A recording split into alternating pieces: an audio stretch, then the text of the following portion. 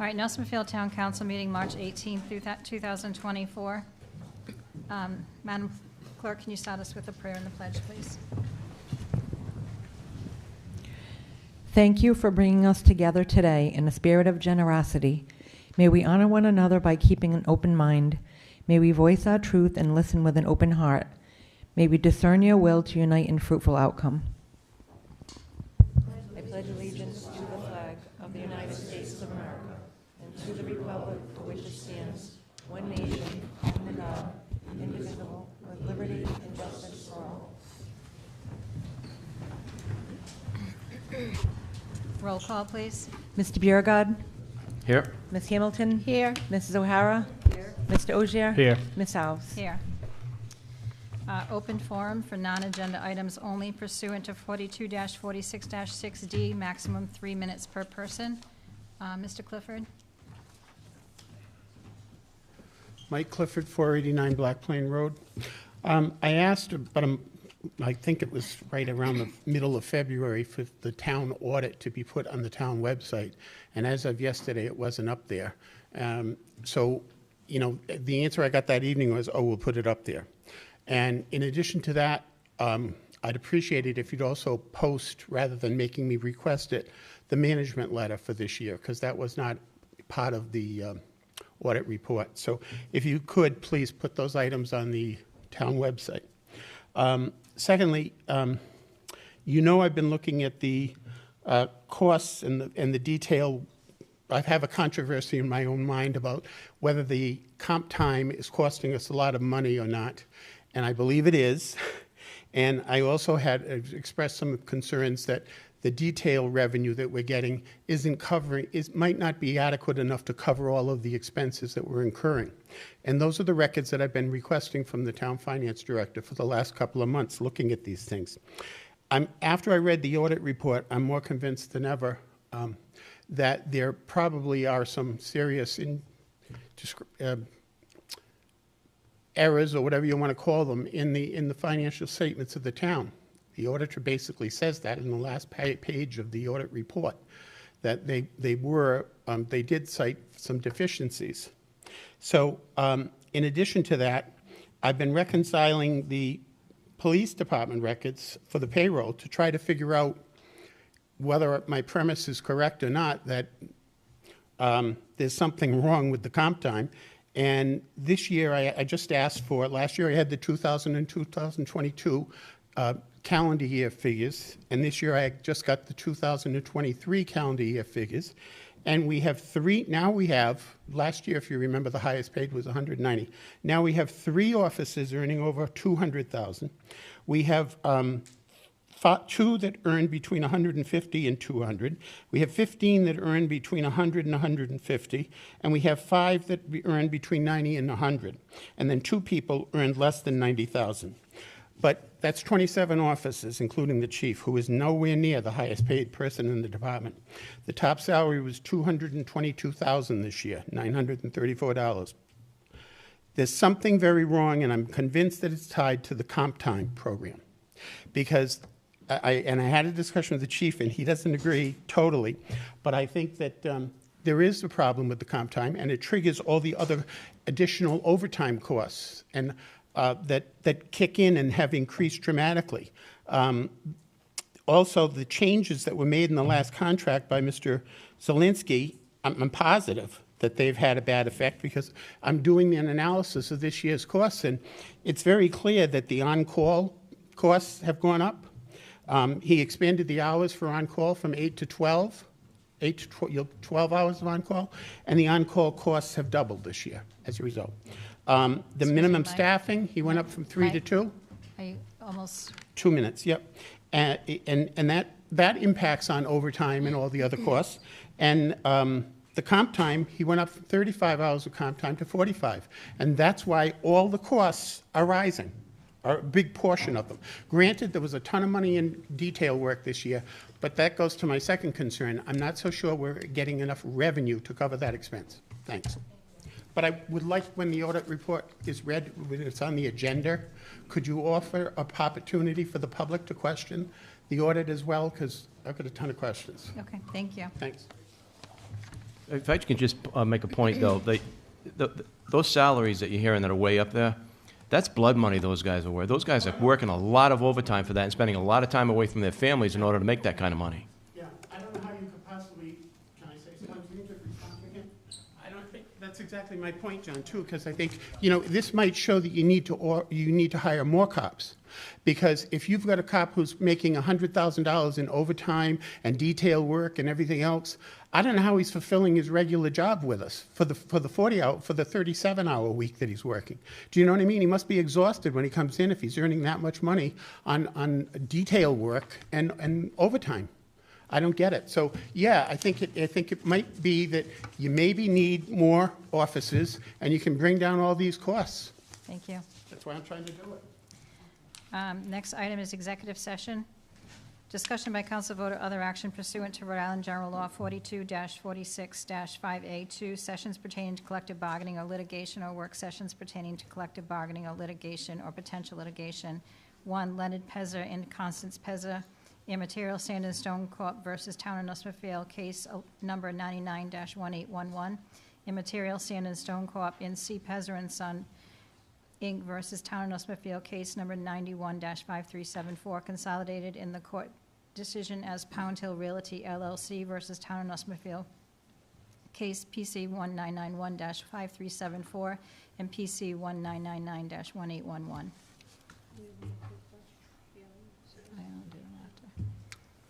Full motion. I'll make a motion to move into executive session. Second. We have a motion and a second. Any further discussion? Roll call, please. Mr. Biragad. Yes. Ms. Hamilton. Yes. Mrs. O'Hara. Mr. Ogier. Yes. Ms. Alves. Yes.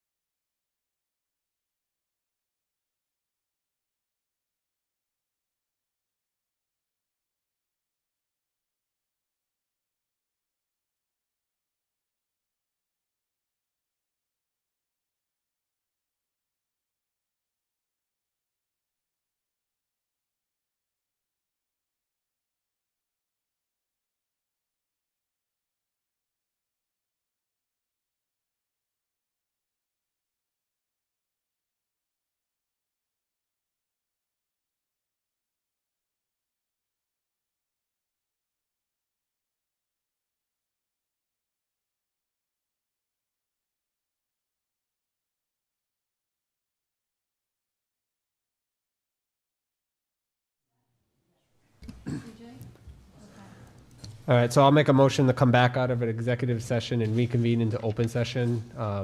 Let the record reflect, no votes were taken, and to seal the minutes. Second. We have a motion and a second. Any further discussion? Roll call, please. Mr. Biragad. Yes. Ms. Hamilton. Yes. Mrs. O'Hara. Yes. Mr. Ogier. Yes. Ms. Alves. Yes. Okay.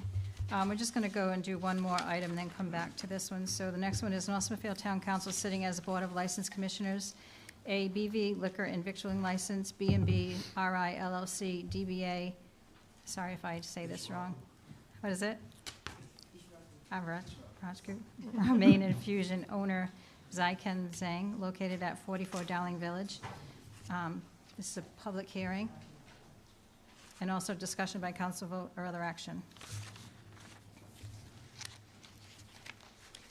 So we're doing the hearing on the liquor license? Correct. Madam Clerk, is everything in order? Everything looks good. We're just waiting for the certificate of compliance, which was already approved by building and inspection, but they ran into a few problems. So the inspector is definitely keeping on top of it. And once we get the okay from him, we'll issue the license. But everything else at this point has been done, So it would be pending, okay. pending the certificate of compliance. Okay. Anyone have any questions? Did you want to get up and speak at all prior to? All right. Can I have a motion to open the public hearing? I'll make a motion to open the public hearing. Second. We have a motion and a second. Any discussion? Roll call? Yes. Ms. Hamilton? Yes. Mrs. O'Hara? Yes. Mr. Ogier? Yes. Ms. Alves? Yes. Anyone want to speak at the public hearing? Once again, anyone want to speak? And a third time? Okay. I'm going to make a motion. I'll make a motion to close the public hearing. Second. We have a motion and a second. Any further discussion? Roll call? Mr. Biragad? Yes. Ms. Hamilton? Yes. Mrs. O'Hara? Yes. Mr. Ogier? Yes. Ms. Alves? Yes. Okay, and now discussion on license. Anyone have any questions? I don't have a question, but I would just like to comment. This is going to be a big benefit to the town, a welcome addition to the town, because we go there to your restaurant all the time in Smithfield. It's fantastic. All right, great ramen. So welcome to the town, and I think you guys are going to do great. All right. Anyone else? Anyone want to make a motion? Make a motion to approve the license of Ishragu Thank you. Ramen Infusion. Will be located at 44 Dowling Village with the approval of the certificate of occupancy. I'll second that motion. So we have a motion and a second. Any further discussion? Just so people understand, that's the old Denny's building. That's where that's going to be located, right? Okay. And when do you anticipate opening? As soon as possible.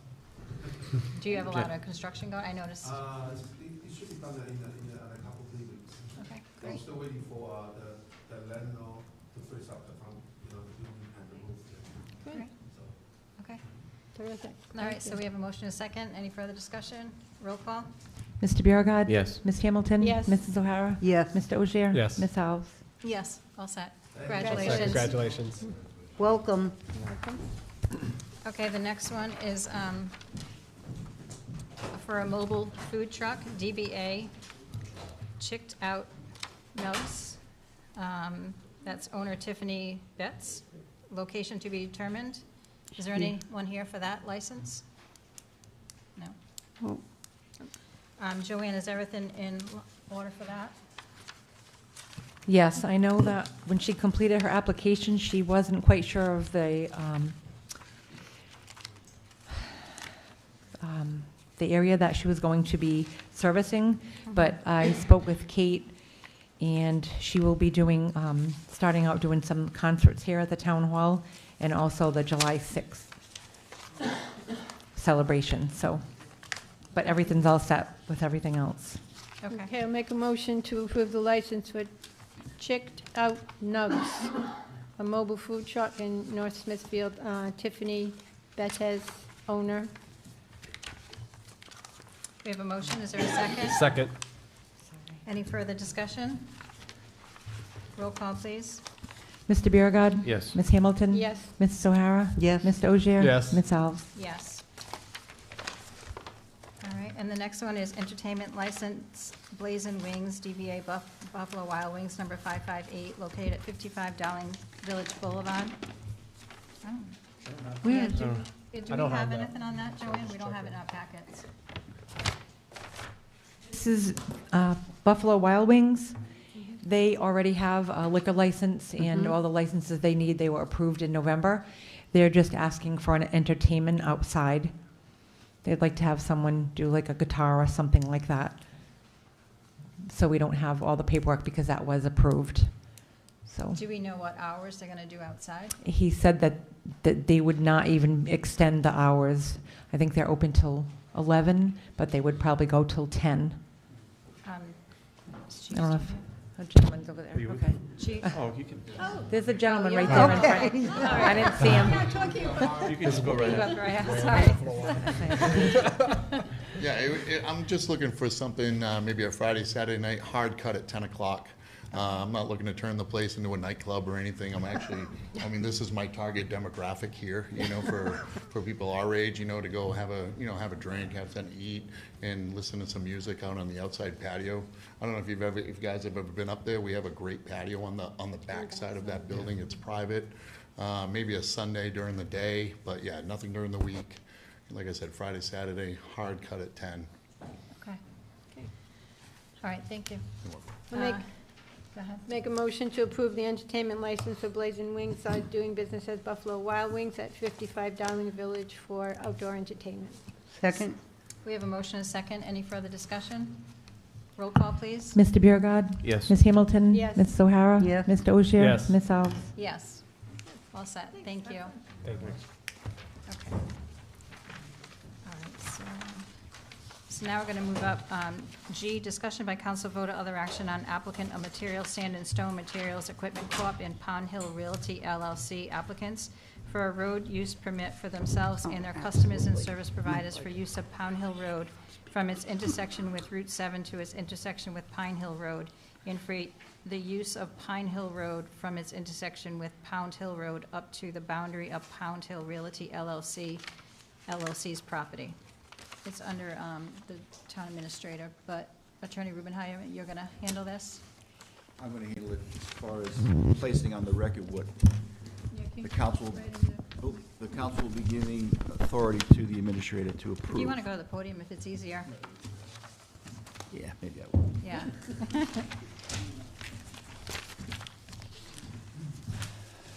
Okay, so what's on the table for consideration in the form of an approved permit based on the application that would be submitted, if you decide to approve it, would be the approval with the following conditions. One, the speed limit shall continue to be 15 miles per hour.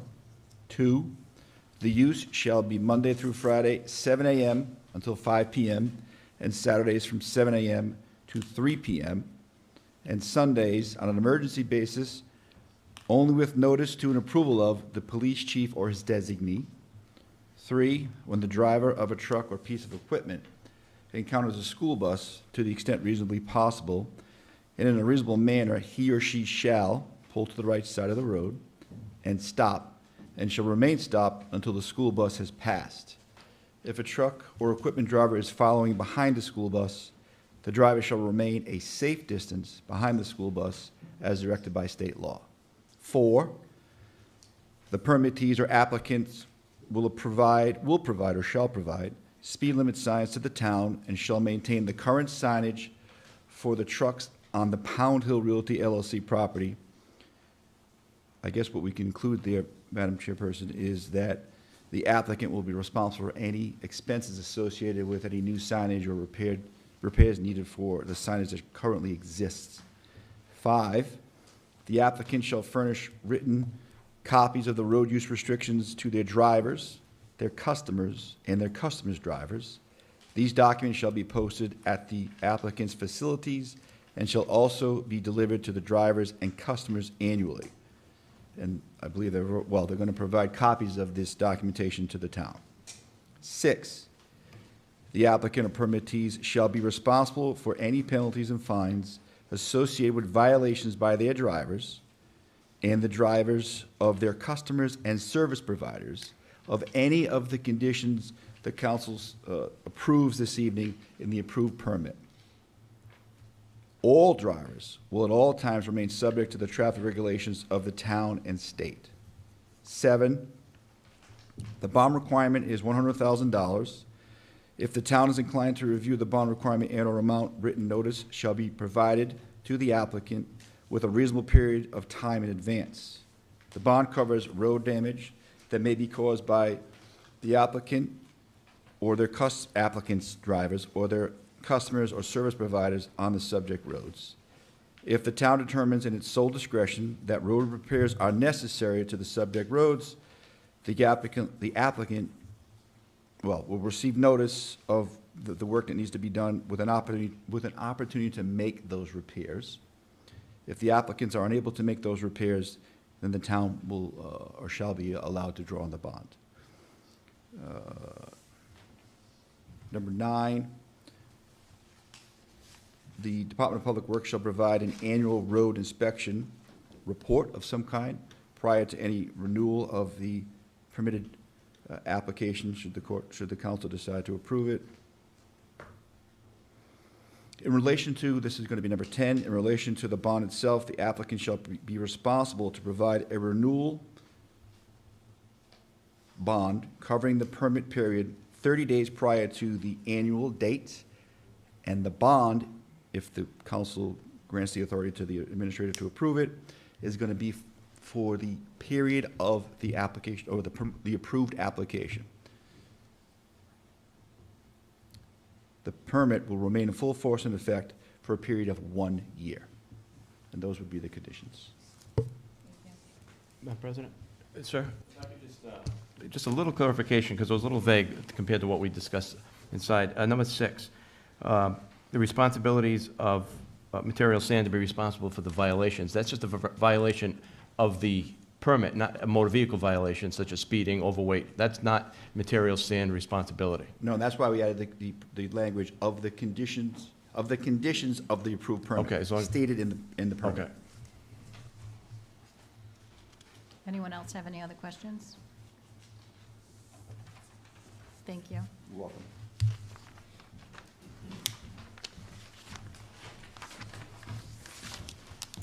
So make a motion to approve everything?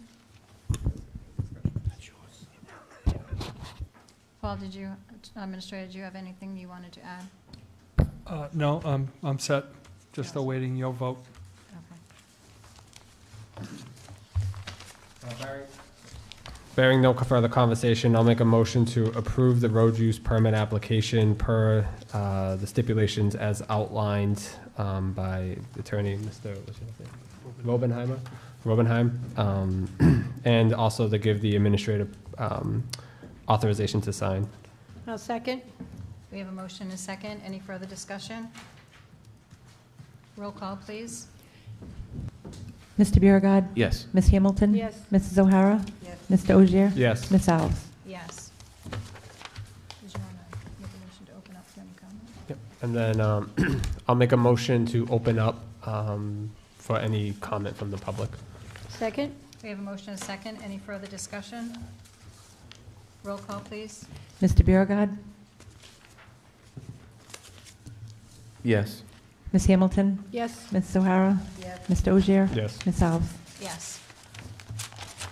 Is there anyone who would like to speak in regards to this situation, and we would ask that it remains at no more than 5 minutes per person?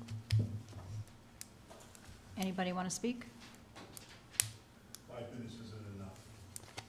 Thank you, Linda. Anyone like to get up and speak? Okay.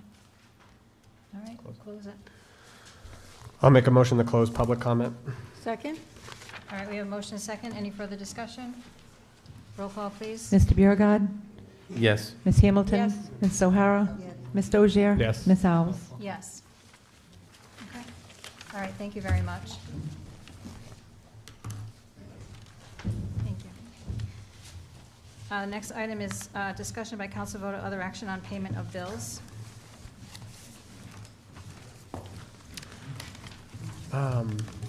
I have a couple questions here.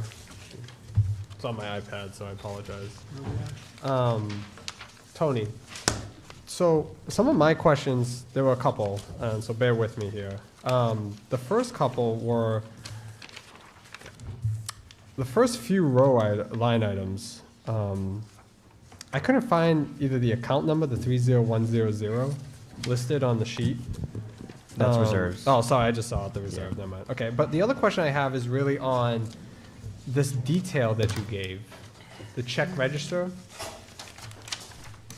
It looks like it's a year-to-date expenditures and the budgeted number, which is extremely helpful and I appreciate it. But I noticed that there's some of them where we either didn't have a budgeted amount and we're already over, or there's a few of them where we're getting pretty close to being over as well. Can you just explain a little bit more about this detail page? Is this I assumed it was fiscal year to date. Is that a correct assumption? Or Yeah. So you're talking about the detail expenditure status report? Yeah. It was new, so usually from history that I've talked to with Jerry Ann and other people in the office, the finance director and the assistant finance director near the end of this month will go through and every department, every line item, make sure that each line item isn't going to reach its maximum, and then they will contact the department head to suggest certain type of budget transfers, just like we do every quarter. But this is obviously an important quarter because it's the second to last. So if you have, I could go through a couple of them that you might have questions on as to why they may be close or might be over. But usually every year, that's what happens. It's the repetitious thing. Sometimes things get close to it. There's other expenditures that we don't anticipate. To get your answer? I'm thinking of my next question, so if anybody else has questions, they can go ahead. Yeah, I do. So on page 10 of the detailed expenditure report, now this is to March 13th, so it's not a full month, because it says that the date that it was, so it's not a full month, right? Correct. This was as of March 13th. Yeah. Okay. At So, some point in that day. Yeah. so we have, on page 10, I don't know if you have that in front of you. For instance, road repair under highway, we have $800,000 budgeted. We have $816,000 in encumbrances. Year-to-date expenses, $35,000, brings us to a total of negative $51,925. Right, and that's something we are, we're keeping a close eye on. There is the 816,111 is a PO that was opened by DPW for the year. To remember, there are some in reserves that we pull out from as well. So as we're getting close to that, Marie's tracking that, Mr. Pendergast is tracking that to make sure we're not reaching over the amount. And then whenever we get close, if there's still some left from reserves, we'll pull that into that expenditure. Or So- reclass it, I should say. So the 51,000 is not a real number, or it's a real number as of March 13th, but It's not gonna- it's not a real number because the encumbrance puts over that line when it's not actually over. That's the give and take. When Mr. Pendergast has to go out and get something done and can't use, needs it done ASAP, he can't have, there's not all that time to create a PO, use that PO number, send it to the vendor. Mike, Um, Mr. Clifford, can you? Send it to the vendor and have it approved, have me approve it, the administrator approve it, go through all that process. So instead, they open up a blanket PO for something like this that's so frequent but to mitigate the account going over, we track it. As it's getting closer, we make sure it's not going to go over that. But the encumbrance makes it look like the expenditure is over, but it's not. How are we getting accurate information for budget, though? I'm say sorry. that. You're not I just don't If you, understand this. yeah, if you want to come by to the office, we can show you the PO and how it's broken down. I can certainly do that, but that's the way all the blanket POs get handled. I think we have a problem with blanket POs, because we have, Well- 51,000, so you're saying he's basically 52,000 over budget, but that's not accurate. Correct. Yeah. Well, that's a big number. So to go in, we're just finishing up the budget, and we're saying we're 52,000 over, but it's not accurate. Correct. That 52,000 is not That the. doesn't make sense. We're in budget season. I just don't understand that. Hmm. And to say there's blanket POs out there, then I think we have a problem with blanket POs, because obviously we're not tracking. I'm tracking it, but what you guys see versus what I see is different. So then can we get a why? reconciliation report for the next meeting? Yeah, well, yeah, I can show you I Because can it provide sounds what's like. been drawn down on it. Well, yeah, but it sounds like you guys are gonna be going through a reconciliation, so that the first meeting in April, we should know. So at the end of this quarter is when Jerry Ann and I will go through more fine detail and look at, all right, well, how much is actually left on what we want to spend? But- Sit down with the department head and see how much he But plans do to we, spend for the rest of the so we quarter. wait until this quarter to reconcile? No, we reconcile every month, but I'm talking about with what's over. This item specifically. So if I asked tomorrow to get the overages and to account for that number, to find out what the true number is, I should have that tomorrow at 8 AM? Just as long as there's no incorrect reconciliations, yes, we could, and there shouldn't be, no. But Yeah. I guess I'm seeing, and hearing what the president's saying, if we're reconciling correctly, we should know, assuming no one's, I think, saying like the ones or two things that came in the last month, but we should be reconciling every month and knowing that number is Yep, sound, we right? And then reconcile. accruing for any outstanding invoices or expenditures that may be coming down the line. Yeah, we reconcile pretty much every month. We might be like 1 or 2 months behind in terms of just accounting basis, but as DPW puts in POs for those, and the council approves those payment of bills, we go into that blanket PO and we deduct it from that total amount. It sounds like, I don't want to say the council needs to get even more granular in approving, but if you have that high of a variance without knowing what the true number is, the council could ask for that detail of information to support that payment, right? I could go upstairs right now and get you the true number. Well, I think we should No, have had the true number Yeah, right that's, here. I'm not saying Okay. do it right now, Tony, I'm just No, saying. I'm just saying it's not like we don't know. The finance department knows what it is, and if that's something you wanted to be provided, I could provide it for you.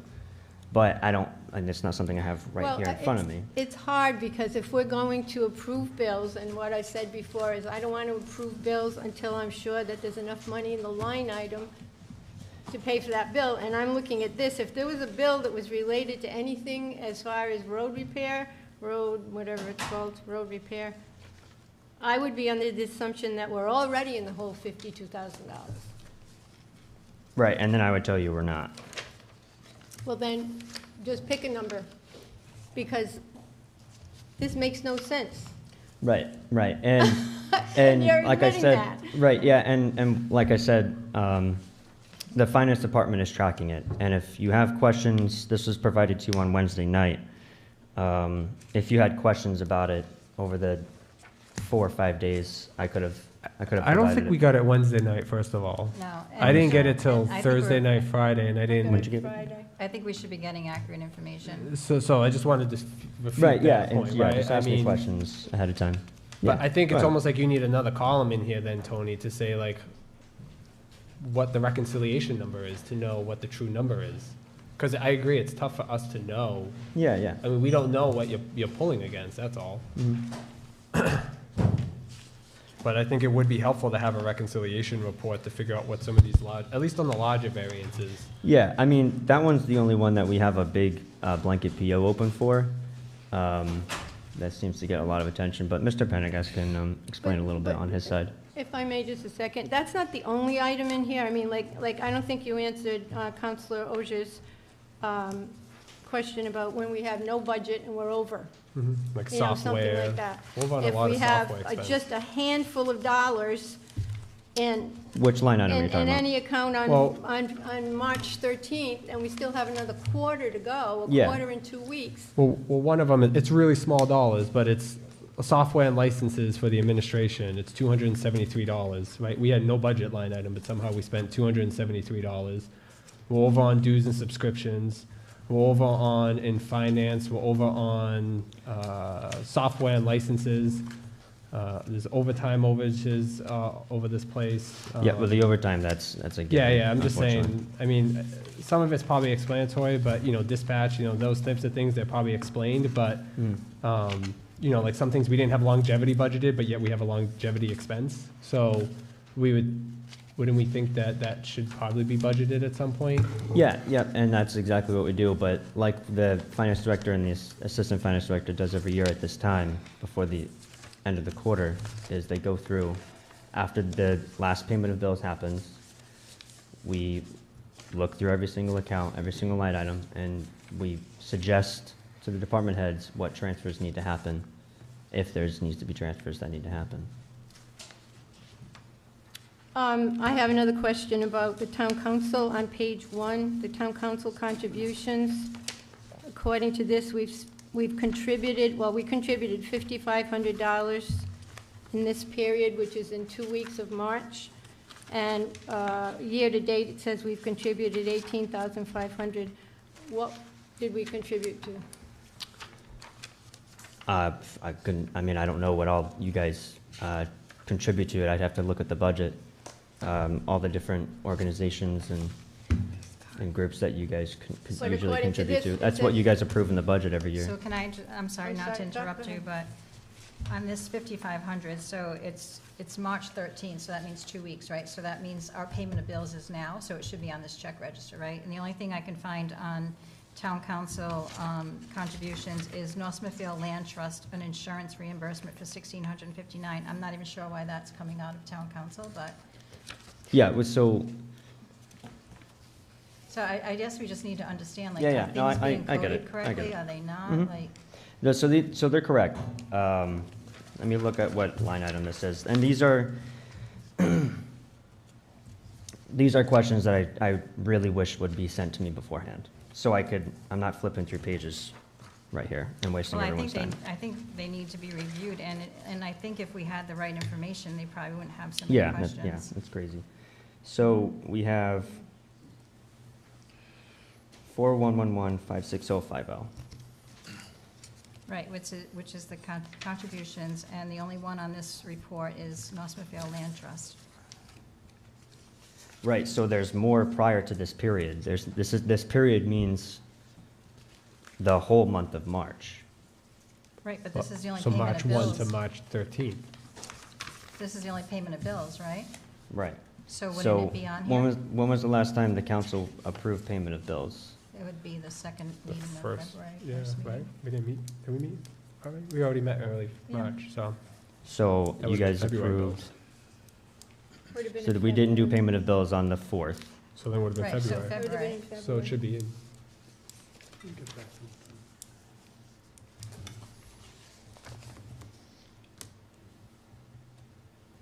But what I'm saying is if it's dated. The difference 13th, between and it was a period 5,500 and expenditure. 1,600 is what you're looking for?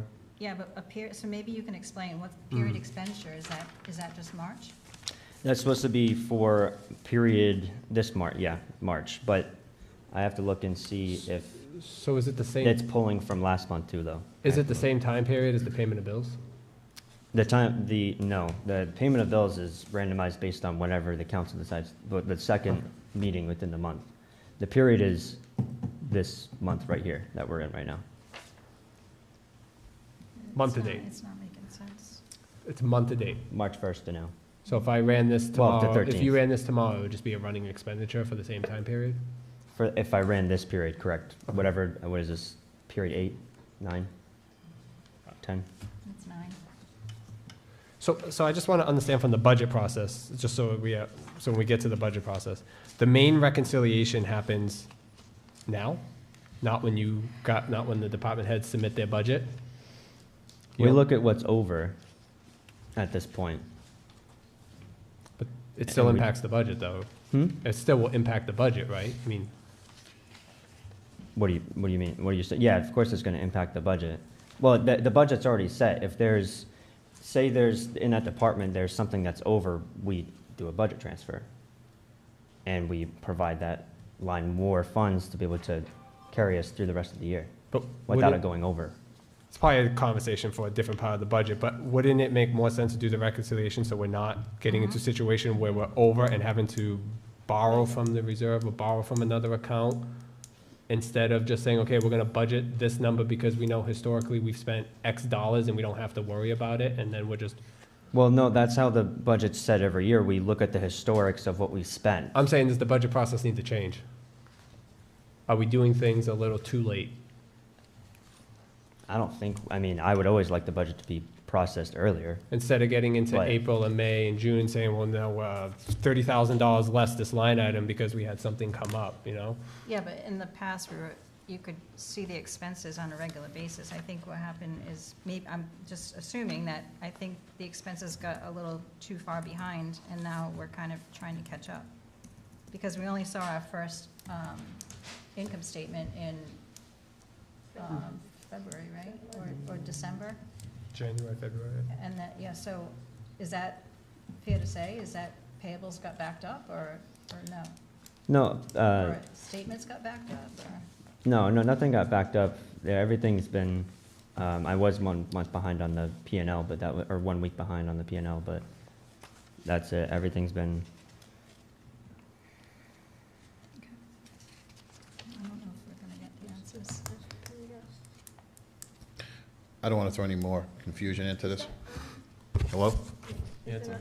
I think the line item that, the road repair line item that's in question here is, we had opened up a PO when the new budget was adopted for $800,000 for road repair. I think that's the number that's kind of throwing this whole thing off.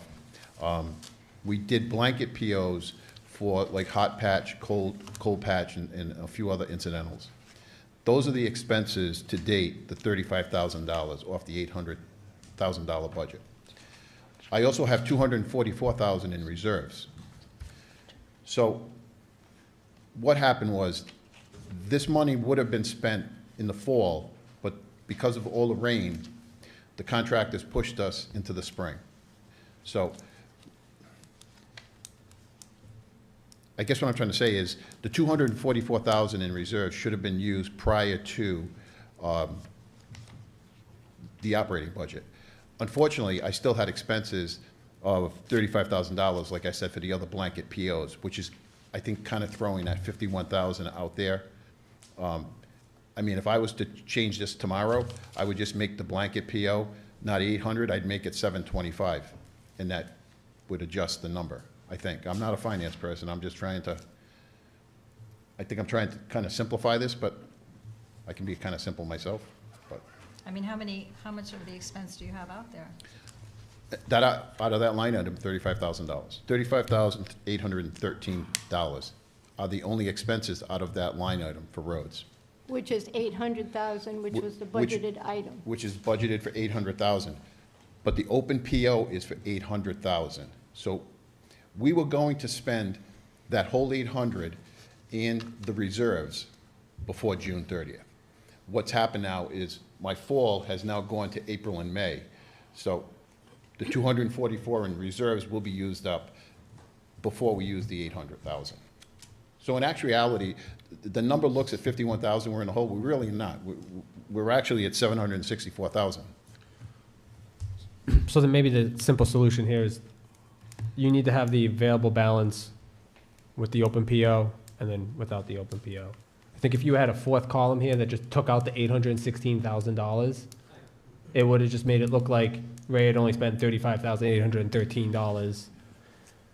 I would do that, but this is a report that gets generated within eFinance that I can't manipulate. Right, but we had a lot of conversation about something that probably could have been resolved real simple as it's just, Well, I guess why isn't the reserve transferred to the budget line? Like, why isn't it showing this in this budget line? Because it really is part of the budget, right? Reserves? do it. Well, the reserves were, he's got that part of your budget, right? Or 240. should some of that PO have So gone to the, what we will end up doing is at the end of this, once the council approves the last payment of bills within the third quarter, we look at, all right, well, what have all the accounts spent, the departments spent? And this one particularly, we'll look at, all right, well, Mr. Pendergast, how much money do you expect to have to spend for the rest of the quarter? We'll offset some of those expenditures that we've already had to the reserves. They'll reclass them so that it lowers that expenditure, how much he spent within that account. Does that make sense? Or we can expend the remaining quarter's expenditures to reserves, one or the other. But it all depends on what's easier. I think department heads and we just need to be getting accurate information so we can see what is actually over budget and what isn't. And I think the budget committee needs the same document. Yeah.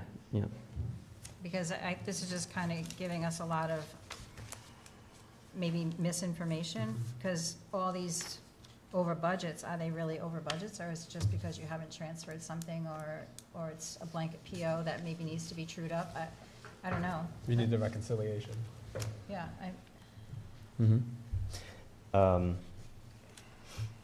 Every year there are line items that go over budget. I don't think anybody's challenging that, Tony. I think it's just without knowing some of the reasons why, and we can sit up here and probably spin in circles all day, but I think once that reconciliation is complete and once that number is known, then it can kind of determine how much is truly an overage and how much is not. And yes, there will be overages, but if the overages are past a certain dollar amount, or they are more than last year, or then that's another problem. So versus, we haven't really done the full reconciliation, and we're just spinning around trying to figure out and talk at the meeting here. I think it would make more sense for you guys to complete your reconciliation and then provide us with that report so that we can, as we're going through the budget, it's just something we can keep in mind, and we get a truer sense of what's in each one of these accounts. So as we're going through and approving it, it's easier to then just make a determination. And then also, I know you want questions, 48 hours in advance, but I've pushed back on it before, and I'll continue to push back on it. We don't get these packets till Thursday. And personally, I look at the digital one, but I don't always get it till Thursday night, and sometimes it's Friday, and it's no fault to anybody because, we rely on clerk-based and others as well. So for me to really get into this, and it takes me a few times to look over it to know, okay, well, what question am I going to ask you? And it could be Saturday, Sunday, in all honesty. So going forward, I would just anticipate if there's a variance of over $5,000 or whatever number, I would be prepared to speak to it. Okay. Just to save you the time. So can I just ask that you do get back to us on this 5,500 out of the contributions? Do you want me to email it to you guys, or do you want me to present it at the next council? If you could email it, and also confirm if this land trust insurance should actually be hitting. Yeah, it should, because the council, that's part of the budget within that category. And the other 5,500 is, I can't look at the exact detail here, but it says town council contribution to C&G, town contribution to PF. So I could always look into that a little bit more, but those are all things that the council approves when you guys approve the budget every year. But I don't remember what those acronyms stand for off the top of my head. So can I just see if I can get a little bit more clarity, and then that will be it. So the 5,500 for this period means just March, correct? Yeah, it's dated 3/11 for both. So I guess I'm just wondering why that 5,500 wouldn't be on this payment of bills, or is it because, I don't know, or is it just because it's not due for payment, or, I don't know. It's already been expensed. I don't know if that was for within the last payment of bills, or if it had been pushed on a utility run. I'd have to look into what run it went with, and then I can get back to you, but it's already been expensed out of the town council contributions line item. All right. Does that answer your question? One more, no, you didn't. Okay. So this was printed on March 11th. March 13th, sorry, Okay, 13th. so that's 13 days. So Yeah. how could it be expensed in a prior check run if it is just hitting March 13 and saying it's in this period? I'm just not understanding It could what have you're been telling me. it could have been a utility run that Marie might have done without because utility runs don't go through council approval, just like some other funds don't go through council approval. Okay. All right. But when I provide you the information on the highway, I can provide information on that too. Okay. Does anyone have any more questions?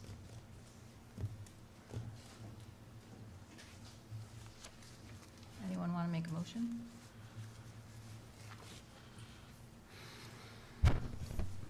I'll make a motion to approve total payment in the amount of $2,947,090.55.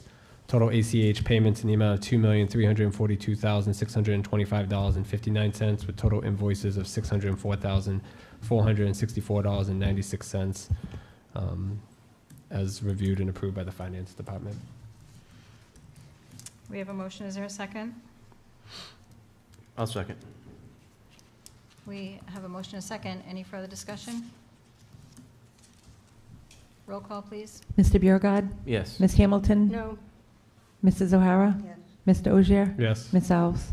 I'm going to say no. I just don't feel comfortable with the information we're getting. So unfortunately, I'm going to say no.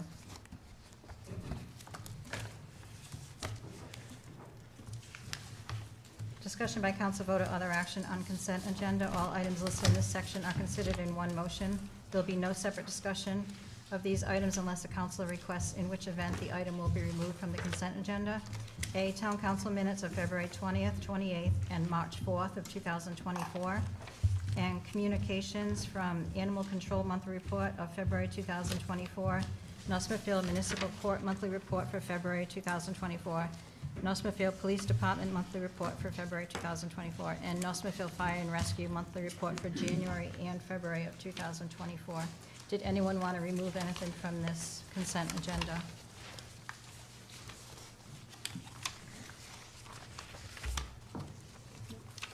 I just have one question. On February 20th, Town Administrator, were you here on that meeting, or was that the one you were No, sick? I was under doctor's orders to stay home. All right, I just want to make sure, because your name wasn't here.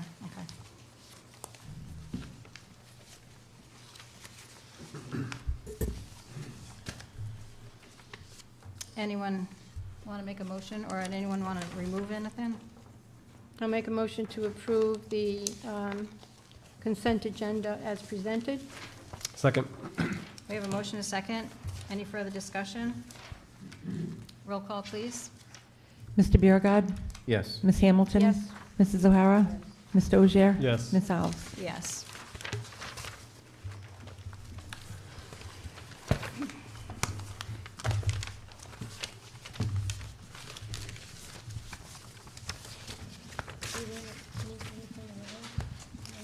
Yeah. So let's move around.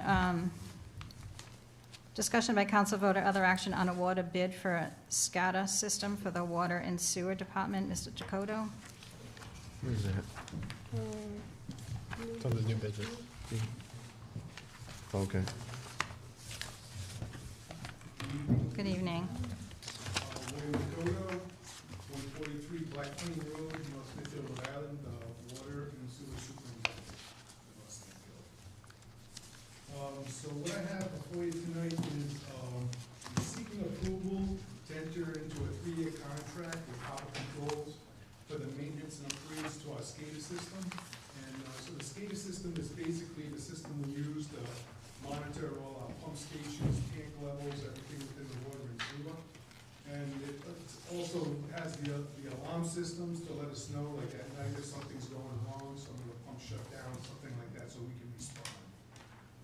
So the current system's been in since, I think around 2005. It's, had maintenance along the way, but the computer is out of date. It's not being supported anymore. We need a new computer. The technology, obviously, is available today is quite a bit better. As of right now, our SCADA system calls us and tells us if there's an alarm, you got a problem. Doesn't tell you if you don't have the ability to clear it, you don't have the ability to check it. It just tells you there's a problem. So you've got to get in and truck and head down there, which most times you do anyway, but it just doesn't have, you don't have the ability to actually communicate with the station. It just tells you their problem, case is problem, generator power's running. You have no idea why, nothing like that. So the new system will give us the ability to take care of that stuff, where we are, look at it, see if it's actually an emergency or if we need to respond, or, so it's, you're kind of overdoing it. So when you say you can do it right where you are, is that from your phone or? So it would be from our phone, it would be from the base we have at the station. Like right now, we've got the computer at the station, and so if we're there, you can see what's going on the screen. You can, if you have to reset something, you still have to go out to the site to do the resetting. Yeah, this will give you the ability to see it on your phone and do minor interventions from your phone. Okay. So I went with the 3-year contract also because the SCADA system, the last thing you want to do is like hodgepodge it. You have people come in, they add their stuff in, and then, going up to bid all the time. It's not really the way to do it. In most cases, when people contract, they end up being with them 10 to 15 years, usually. Is there a number on here? Yeah, excuse me, I was just gonna ask that.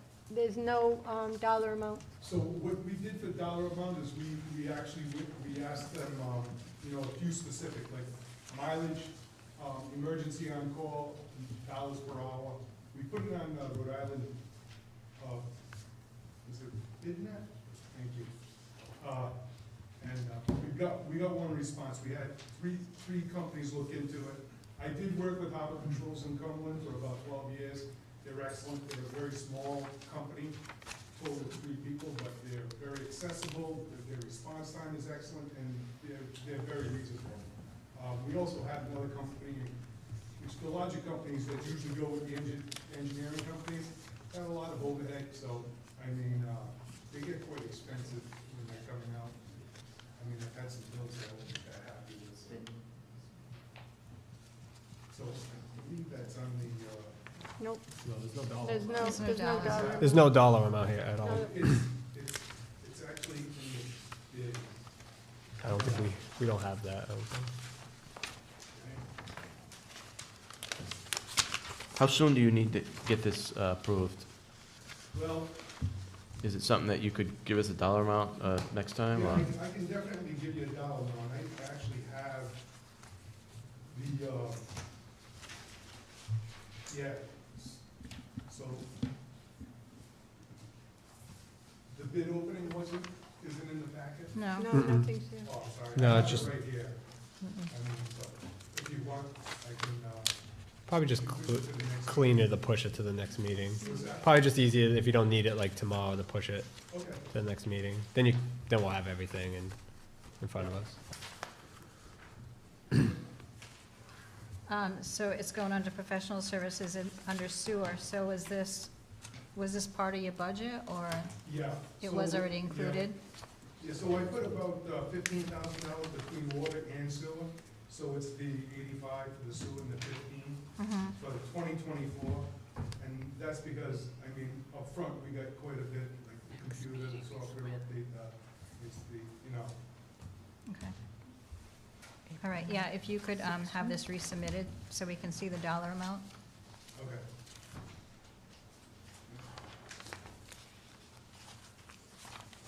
Thank you. Thank you. Thank you. Sorry.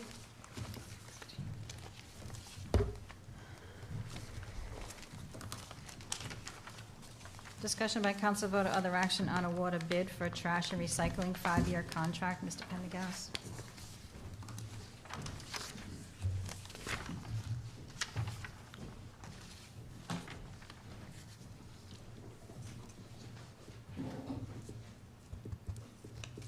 Good evening. Ray Pendergast, Public Works Director. You should have in front of you a memo from myself. A bid opening on February 8th. There were 2 bidders for a 5-year contract for trash and recycling. The two bidders were Waste Management and Waste Connections. What we did was this bid is a 5-year contract. It's for automation, and we had two options. Yearly trash and recycling pickup, yearly trash, and every other year for recycling. And what that did was it afforded me an opportunity to look at both options for obviously the lower bids. And as a result, the low bid was Waste Management for the yearly trash and every other year for recyclables at $4,831,848.44. The 1-year cost for this 5-year contract is $966,369.68. The cost difference over the 5-year period with this bid would be $772,783. So the 1 year for trash is a 64-gallon cart, and because we're going every other week with the recycling, it's a 96-gallon cart. I have, because of the size of the contract per ordinance, so I have the two bidders here.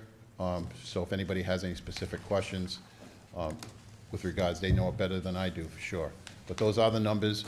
I'm recommending that Waste Management be given the contract. May I ask a question? Yeah, go ahead. Right, you say automated, that's when the truck pulls up, does a thing? Yes. I always kind of like the idea that North Smithfield, we're able to pretty much throw anything up on the road and they take it. That's not going to be the case anymore, right? No, thank goodness. Oh, really? What we have experienced, probably, and I hate to keep saying since COVID, but it is our tonnage has increased substantially.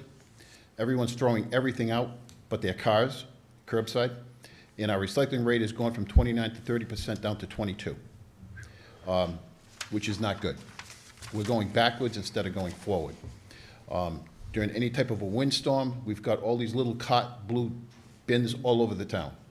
They're getting broken, they come in and get new ones. We're probably one of the few communities in the state that still manually do the pickup of trash. I know, speaking personally for myself, my mother lives in Warwick, very old, and she probably puts her recyclable out every 3 weeks. Like, we'll never fill that thing.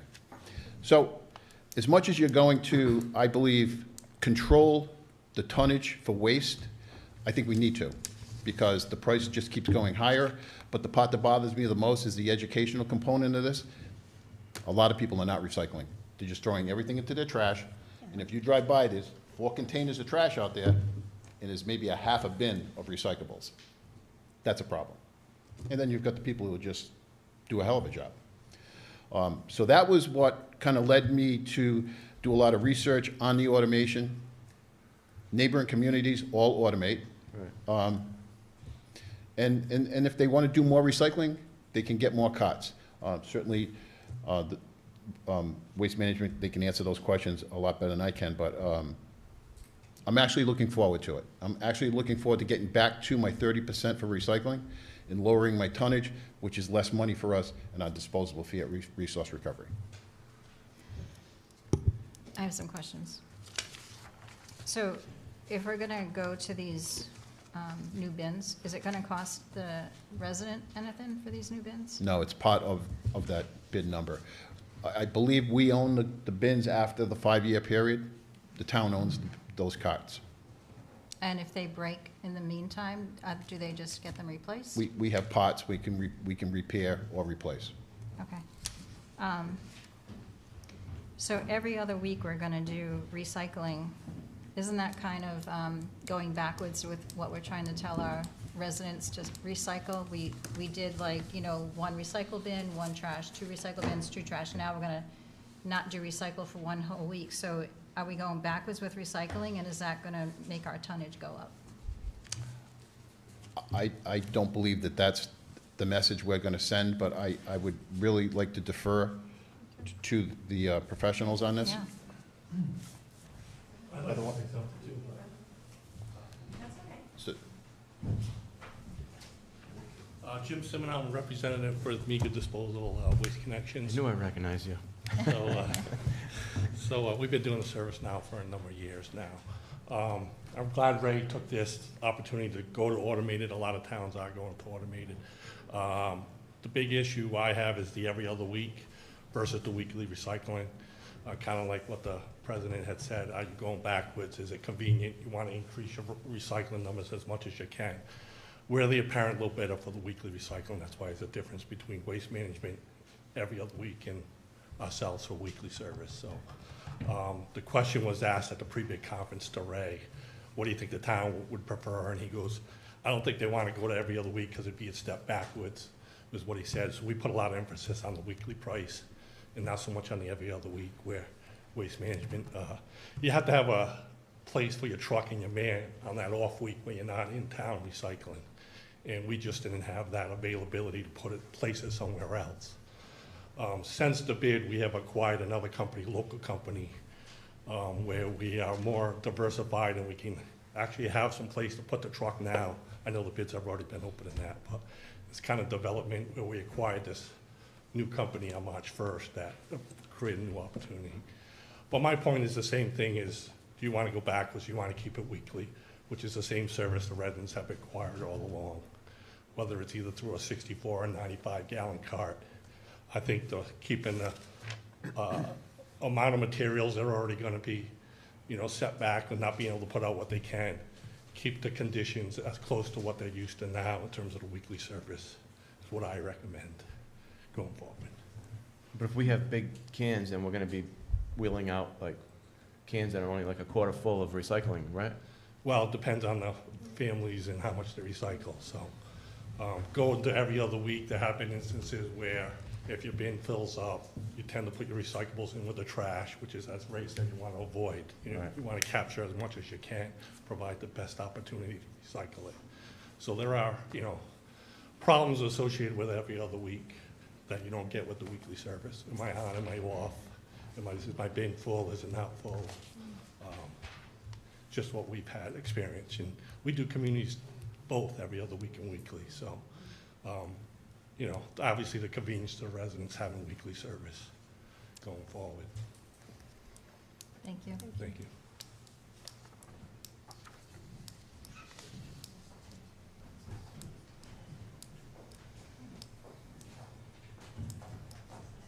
Hi there.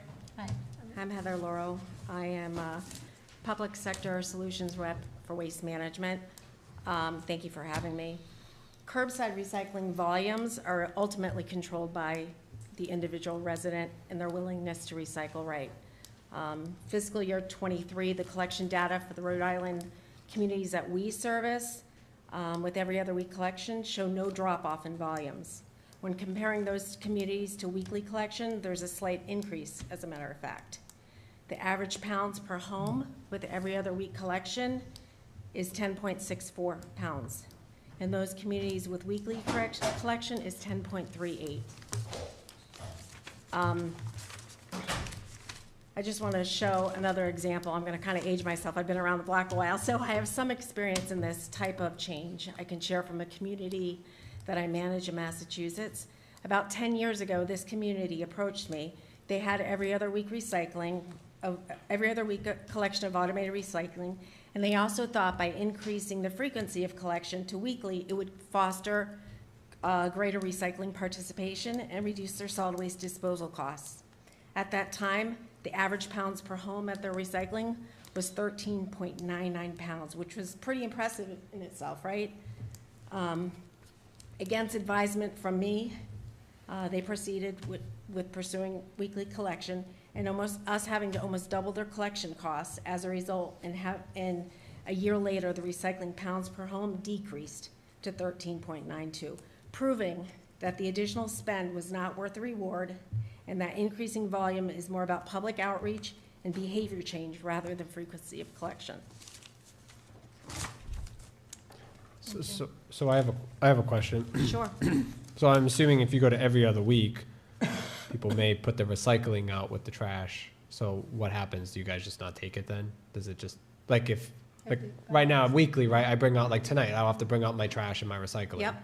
right, just as an example. Yep. Say the new process goes live, I'm assuming the new year, right, Ray? Is that when it would happen?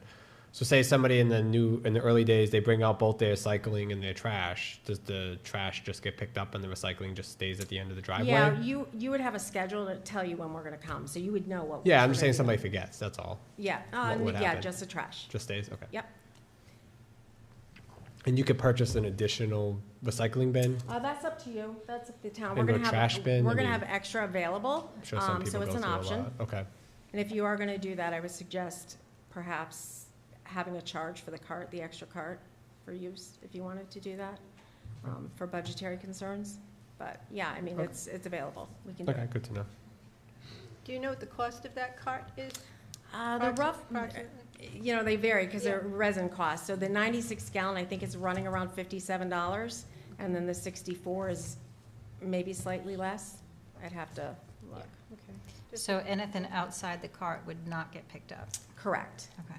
But those recycling carts, another advantage of having just going to automated collection, and we talk about recycling, is, you know, they're covered, so it's going to prevent moisture from getting in, which is a big cause of contamination. I don't know if you've got cited for moisture at all from Rhode Island Resource, but this will be helpful with that. And aesthetically, looking up the streets, it's going to look a lot nicer. And like Ray said, nothing's going to be blown around. And if the lid is open, Mm-hmm. I know in some automated, people shove the thing full, and then if the lid is open, you guys still take it, right? Oh, yeah, The lid we'll doesn't- take it. okay. Yep. Mhm. But, Ray, this question is for Ray, really. Is there a savings by doing it this way as opposed to the way we do it with, you can bring all your junk out from your garage and whatever, and they take it, like the way we've been doing it for years? Or is there savings to do it this way? I think eventually there will be, because our tonnage is going, hopefully go down. It's going to limit what the people can throw away. And as it is right now, people are throwing a lot of stuff into the black trash bags, and unless we go around and cut the bag and see what's inside, we don't know if that's resulting in a lot of contamination. That resource recovery, I think it equates to like $800 every time there's a rejected load or somewhere in that area. I need to decrease the trash. People are just throwing way too much out. But in addition to that, we still have your bulky pickups, your white good pickups, everything, nothing else has changed. The mattress program is still intact. Everything else, and we still have Public Works open on Saturdays, Wednesdays for recycling of rigid plastics and metals and stuff like that. So none of that is changing. I think we need to educate people on how to dispose of trash the proper way and how to recycle the proper way. And I think it's gotten way out of hand, and I need to reel it back in. And one of the positives that I have is when I hired my recycling coordinator several years ago, she ran the recycling program in Woonsocket and is very familiar with how this program operates. So I have a lot of confidence in her and how we're going to move forward and educate the public if this passes through. So anything outside, like I know, like right now, somebody brought up cardboard boxes, et cetera, right? That will not get picked up. No, it's got to be in the Okay. container. Just wanted, just in case people are listening. How tall are the containers? What? No, I know it's 96 gallons. I'm just saying. Tall. I understand, Claire. I'm saying for but people for listening me- at Good enough for home. you, Claire. For people listening at No. home, I see. Okay. That's all. Yeah. Oh, see, okay. Doesn't do me any cookies. I got you now, Claire. I think it's going to take a lot of education. I mean, I can remember going back and having, you know, the yellow bags. Remember the yellow bags? Oh, we still do that, and no If you one, have an no one additional- purchases them anymore. I don't even know if people know we have, I didn't even know we had them, to be Yellow A honest. lot- And a lot of it's Yeah, police, for a lot of it's the additional policing bags. that's fallen to the wayside, so. Yeah. Is it something new? Absolutely. I personally think long overdue. And when I had to sit down and look at the two options, it was all about the dollars and cents, that I can, if you can go week to week, fantastic. But when I look at the budget and how I have to increase my budget, and I'm looking at a savings over the 5-year contract of almost $800,000, that weighed my decision for my recommendation. So that's what you mean by this 772,000 would be over a 5-year period if we kept the weekly recycling and trash. Correct. Okay. Okay. No, that's the difference between the two bids over a 5-year period. Waste It Management's, wouldn't be that much going for weekly, though. The work is not that. well, the weekly numbers were actually higher. No, I know, but it's not 770,000. No. So the The 772 weekly- is the difference between when you opened the bids and what you got? The 5-year, Each of the those. difference of the two bids over 5 years. Okay. The two bids for the 1-year period. The 5.6 of the full. Yeah, I didn't even want to put those out there because they're just way over. Between 450, 500,000 difference between weekly or every. I just look at the total cost. I mean, if you're telling me you don't care about $800,000, then go week to week. But then you're changing the whole bid process. Where the reason I did option 2 is to save money for this year. So if it gets approved for the every other week recycling and pick up the trash every week, Correct. you'll start educating well before? Yes, And when would this go into effect? July 1st. And when would people start receiving their bins? We have public education. What's going to happen is a postcard's going to go out to every single resident, telling them when the cart's going to be coming, when to expect it, and then the carts, it's going to take about 6 days to deploy throughout the whole town.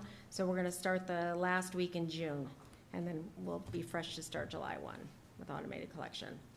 And then shortly after that postcard comes out, there's going to be another mailer.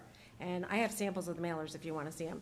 There's going to be another mailer. It's like it's a pamphlet, and there's going to be a recycling collection calendar in there. It's going to show what weeks we're on, what weeks we're off, and also talk about the other benefits of your program, having the yard waste and the white goods and the bulk and how to manage that.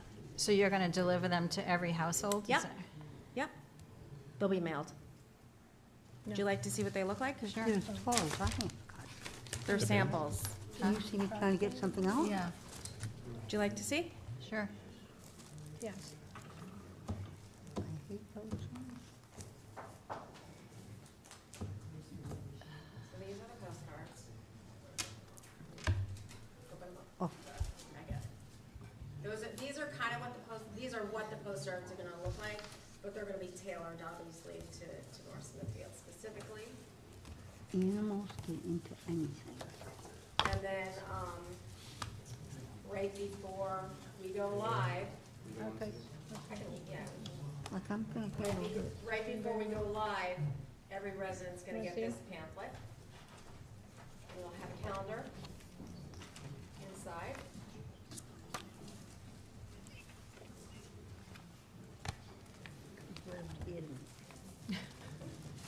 Thank you.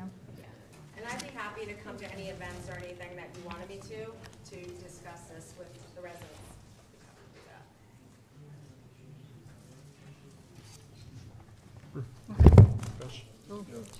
Oops. Okay. Anyone have any other questions? I've always considered us very fortunate that we're able to just bring all that stuff out to the curb, and it gets, you wake up in the morning, it's gone, and having one barrel, like, what happens if you have a party or something like that, and now I'm on the hook, everybody's on the hook to bring Bring their own trash home. the overflow, they're themselves, get rid of it. Well, it's up to Ray. You guys have overflow bags, so we would probably just collect those as well if there was a special occasion. But that 64-gallon cart's gonna hold about 5 or 6 large kitchen bags of trash, and that's with the lid completely closed. So it's enough. Hopefully, if you have a party, you're kind of using that recycling bin. Yeah, well, that's true. But That's I true. think you could come up with a million scenarios as to why you would have a lot of garbage that particular week. Maybe you got water damage or anything, but in the past, you just put it out there and they take Yeah. it, Yeah. you know? Well, it's a way just to control costs. I mean, disposal costs are going through the roof. You know, and the landfill's gonna quickly fill up, and then, you know, we're just trying to promote recycling, better recycling. You don't pay anything for recycling. Well, I don't have a you problem know. with the recycling Why- aspect of it. I'm just being, Yeah. all the other stuff, you Yeah. know? Yeah, I mean, we have a a trash problem in this state anyway with our, you know, landfill almost to capacity, so Right. it's not, I mean, I think it's a great idea. I'm just thinking logistically and knowing people and how we've been used to so many, you know, for so many years. It'll take a while for people to get acclimated to it, and I think to your point, Counselor, is that, you know, if somebody brings both out and it's not the right day and they're gonna get mad, they're gonna pull it back in, you know, it's just the way it is. But, you know, as long as we can, I mean, it probably wouldn't be a bad idea to have more education than justice as well, too, you know, so if you need to add a few $1,000s in your budget for educational things, I think we should do that. No, we're getting ready we're just waiting to see what happens, and then we're getting ready for that. Okay. So you said they're 96 gallons? Yep. That's both of them, the trash and Trash is recycling? 65. So how heavy are they? Like, because we do have a high volume of senior citizens, right? So how heavy are these barrels if they're, I mean, I understand it's going to be probably less in the barrels, but how heavy are they to bring out, say they're half full? They're actually pretty easy. They're on wheels. You have, on wheels. you have a couple out front. I saw them. Yeah, they're pretty, they're manageable. I mean, my mother lives in an in-law apartment, at my home, and, she actually wheels them out. She's 87 years old, so, I mean, she can, Okay. and she's frail. She's very frail. So, Okay. yeah, I mean, they're easily. Do they have smaller ones if someone should request them, or Yeah, that? we have, I'm sure that we can discuss bringing a couple 64s for recycling if you wanted to. If someone should request it? Yeah, after the fact, I'm Okay. sure that would be okay to do. Okay.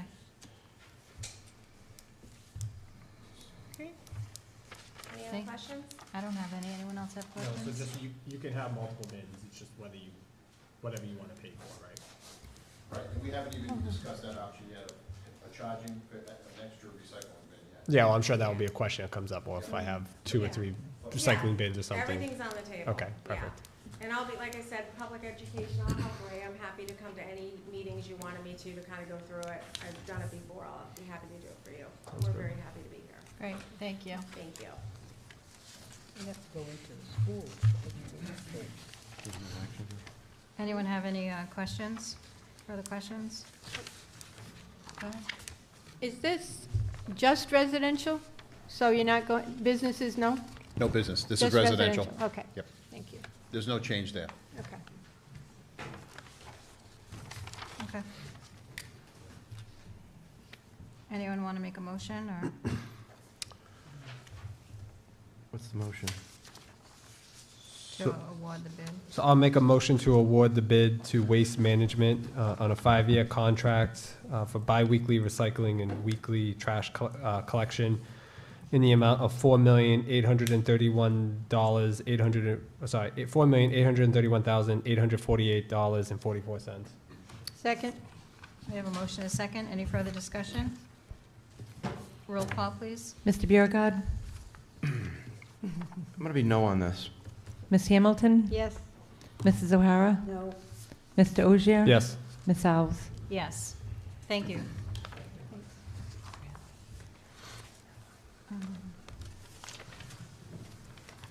The next one is discussion by council vote or other action on reservation reclass. Mr. Pendergast?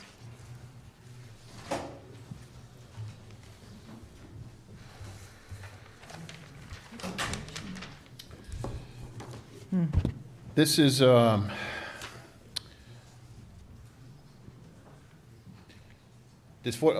an amount of money as a result of a settlement agreement last year for $45,510.31. I'm requesting that amount of money that was in the highway. Excuse me, Mike. Excuse me. Go ahead. Sorry. That amount of money be moved into the Parks and Recreation facility for upgrades to our parks and facilities. A lot of things that we just can't get to because there's not enough in the current operating budgets. I felt that this was a good opportunity we managed to do well on a settlement agreement, and this was the net result of that money. And therefore, I'd like to use it to upgrade our facilities. Some examples of fencing repairs, the roofs at Paul Kelly Complex and Pacheco Park, the concession buildings, they haven't been done in 25, 30 years. So we've got some things that we can upgrade. Cameras are coming. 45,000 sounds like a lot. Believe me when I tell you it's going to go quick. So it's just an example of another bunch of money sitting somewhere in a reserve account that I think that we can really use and to upgrade and fix a lot of needed things right now. Anyone have any questions?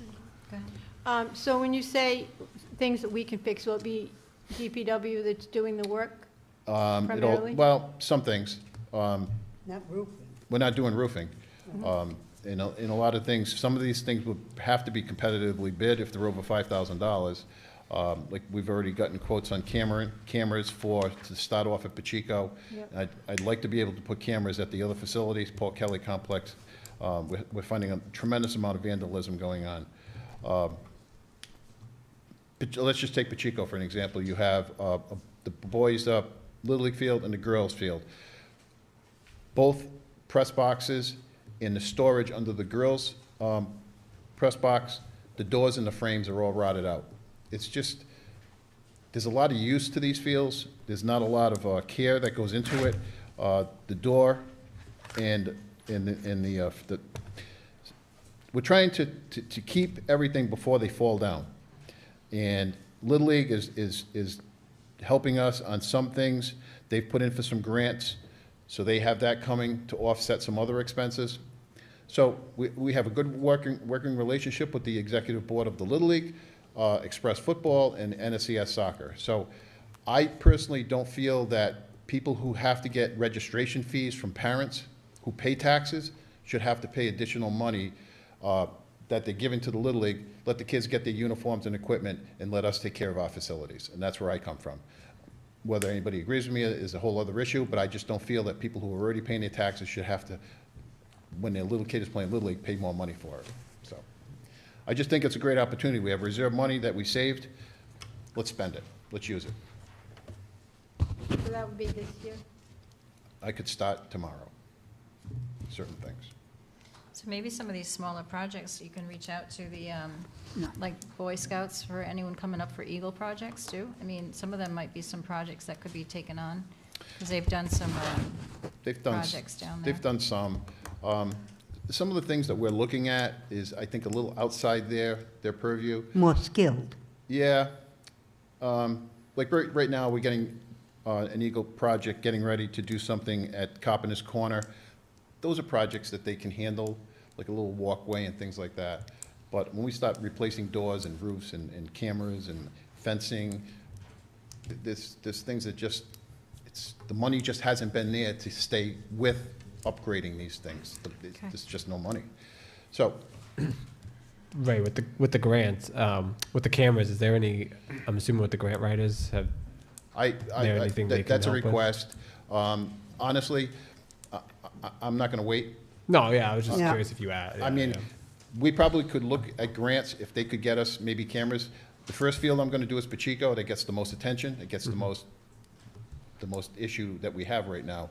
And then I want to move to Paul Kelly, which is another isolated facility.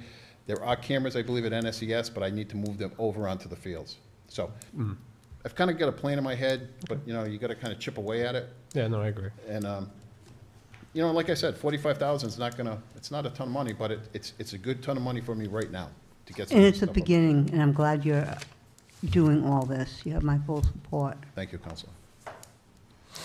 Anyone have any more questions?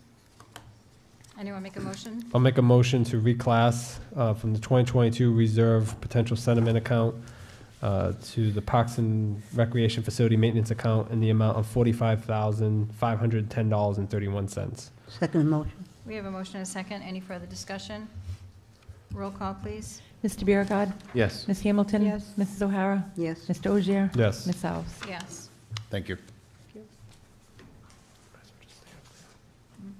just stay up there for this one. Yeah, you want to just stay up there and you go to the next one? Discussion by council vote or other action on state appropriating funds to municipalities in FY 2025 for road work. Okay, I came before you last year, or the beginning of this fiscal year. DOT came out with a program. If we guaranteed or guaranteed a certain amount of money, then we could get a rebate, which is already in play for this fiscal year, which takes into consideration that discussion we just had a little while ago about the 800,000. I had to guarantee 720 to get 355,000 in a rebate. That's already in play. Good.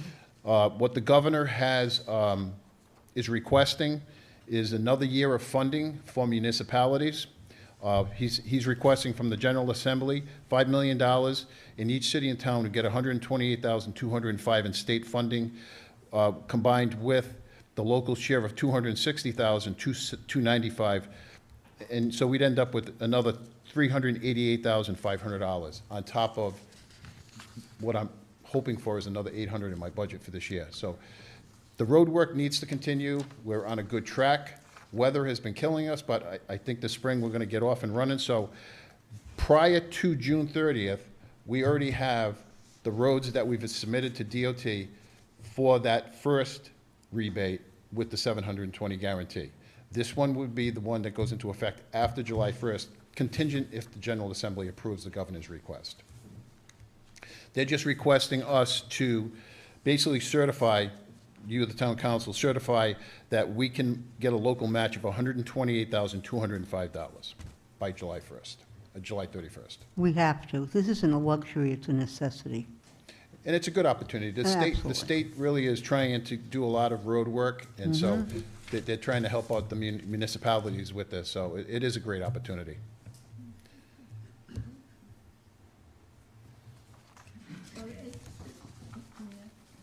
So on this, maybe I'm reading it wrong, but so contingent on the approval of the General Assembly, which equates to $128,205 of state funding for each municipality, when combined with the local share of $260,295, would give us $388. So are we to commit the $260?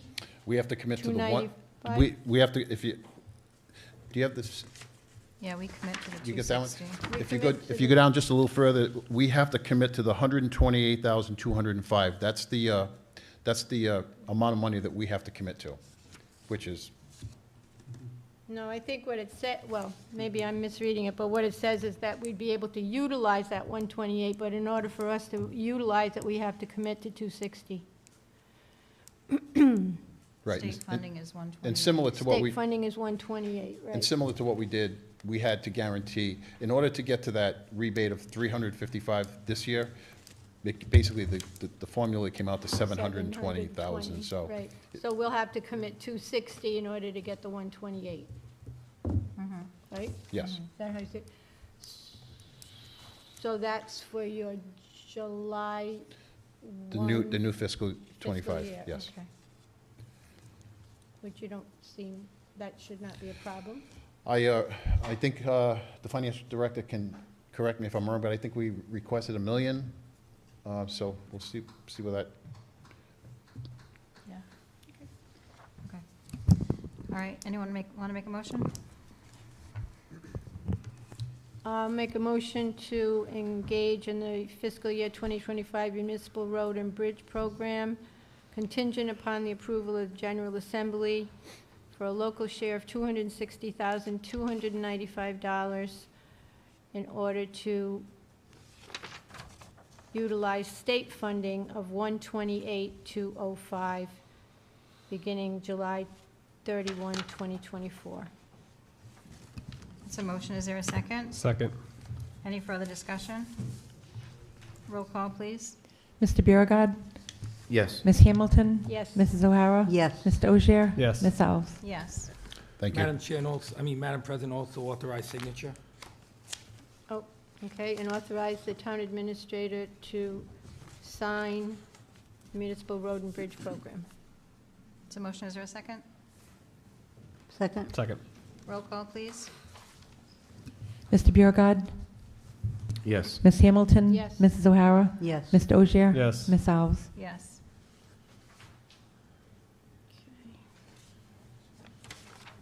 You want to do yours, or? Okay.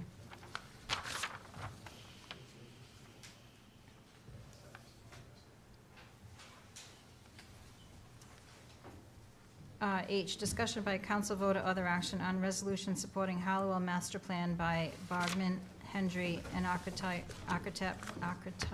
Inc., and Hallowell Review Committee. Mr. Ogier and Mr. Porter? Yes, so, just pulling it up. So, before you this evening is a resolution to support the Hallowell Master Plan. This was, if you remember back on January 25th, we met with BH&A about the master plan that was designed and developed in collaboration with the Hallowell Review Committee. That plan at the time was still in draft, and I believe you all received a copy of the final version, with which there was, to my understanding, no significant changes other than just, some few typos and grammatical changes as well. Jeff's here to speak about it further. And considering that there's been no major change from that plan, I would ask that we approve this resolution tonight. And the reason for it is that it would recognize that the town at least acknowledges the master plan and then could be used in potential grant opportunities to execute parts of that master plan whenever the time comes, to show that the town at least has a vision for what that area can be in the long run. So I'll leave it over to Jeff if he has any questions, but I'm just kind of setting it. No, I think you pretty well said what we're looking for. I'll just again say at our joint meeting on January 25th, the committee made our recommendation to have a resolution to voice support in the master plan that we've compiled with BH+A. And the one thing that I heard at the last meeting with your grant writer as well is that, this could be an opportunity for them just to go and run with it. They would have a resolution if passed this evening to be able to go after potential grants and keep us moving forward in a positive direction.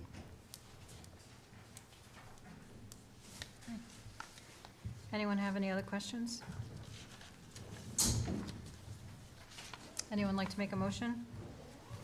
I'll make a motion to approve the resolution of the town of North Smithfield Town Council approving the Hallowell Master Plan and Multi-Generational Community Center feasibility study. That's a motion. Is there a second? Second. You cleared? Okay. We have a motion and a second. Any other discussion? Madam President, could you just insert the dates? Yeah, good point. Yeah. The time the resolution was So then drafted. I'll amend it. So we would add in, I'm just going to say BH&A submitted a final Hallowell Master Plan and Multi-Generational Community Center feasibility study on, we can just use today's date? They submitted it March 15th. Okay, we'll use March Yep. 15th. And then the next paragraph, now therefore be it resolved that the North Smithfield Town Council hereby approves the Hallowell Master Plan and Multi-Generational Community Center feasibility study prepared by BH&A dated, and then we'll use today's date. Nope, March 15th? Okay. Then just takes effect then on today's date. Right. Date that the plan was So then they're submitted. both March 15th.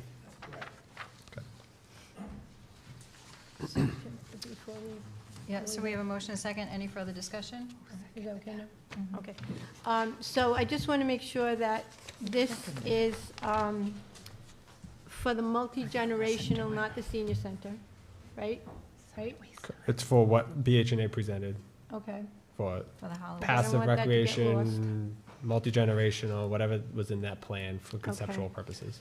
Okay, and I guess my other question would be with the receipt of $1 million grant that we recently had for that property, how would that affect this?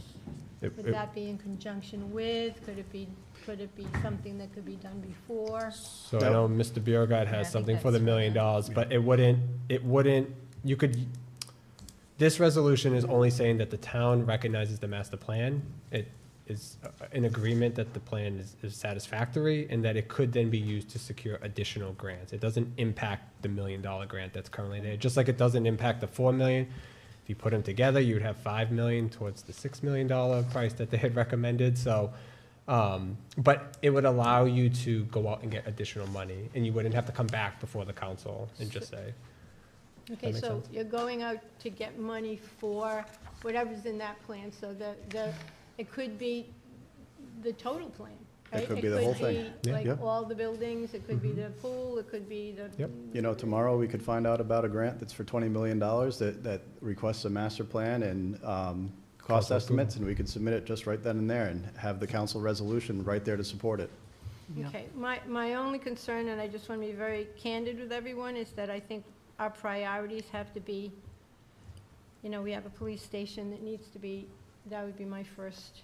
Sure. Thank you very But much. My I first, don't- There are varying degrees of grants, because, you know, community centers and police stations would fall under two completely different categories, you know. I So understand, I wouldn't, And they can be, you know, they don't have to be mutually exclusive. Right. But I'm saying, I think that what I'd like to see is us concentrate on one thing, finish, and then work on something else. So I don't disagree with you, Paulette. This isn't saying we need to put the police station on a back burner or not look at it, right? This is just saying if an opportunity, like when they presented to us at the grant writers, they said, well, sometimes things pop up on our radar. This could be for like, oh, there's a grant to fund a walking trail or, you know, a cross-country course. Well, that was in the master plan and it's supported, and here's how that comes to be. So as these things come up, you know, and, you know, I don't want to use the example, but I will. But, you know, you have the $4 million that we've talked about putting there, and you have the $1 million there now. That's $5 million. And BHA said that the ideal size for this community expanding in population, of seniors in general, and others, would allow you to have a $6 million building. You're not that far off. So this type of resolution, to Jeff's point, could also then help fill in that gap. But that's for the grant writers to help seek those things out, and for us to determine the priorities as we go. Okay, so then I just, again, want to be clear. So if we're approving this, we're approving the whole plan Yep. and any and all financial assistance that can be mustered throughout the years along with it. Okay. If I could, All right, I if I could add to that. Go ahead. We already did that. We already approved this. This is just making it a formality, putting it in a resolution. Right. We already voted on this a few weeks ago at the last joint meeting to approve it. This is just making it a formality, really.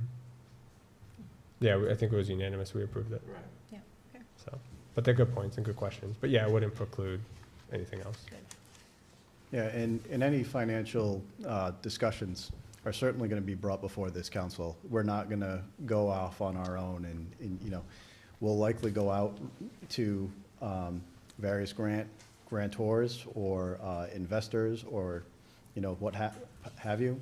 But we certainly would be making sure that we keep this council in the loop. We're not going to be keeping anybody in the dark about, oh, you know, we found this grant, but we're going to keep it secret. We're not going to do anything like that. We want to keep this a full community-based effort to move this forward. Yeah, and I appreciate that, and I think, you know, there's an item in here on grants that I want to speak to, and I think I want to develop a protocol so that we all know exactly what you're saying. We all feel comfortable that we're working together toward a common goal. Exactly. We're all on the same team here, so there's no reason to cut corners or anything like that. All set, thank you. All right, so we have a motion and a second. Any further discussion? Roll call, please. Mr. Biragad. Yes. Ms. Hamilton. Yes. Mrs. O'Hara. Yes. Mr. Ogier. Yes. Ms. Alves. Yes, Thank you. thank you. Did you want to touch base on the invoices while I'm up here, too? Go ahead.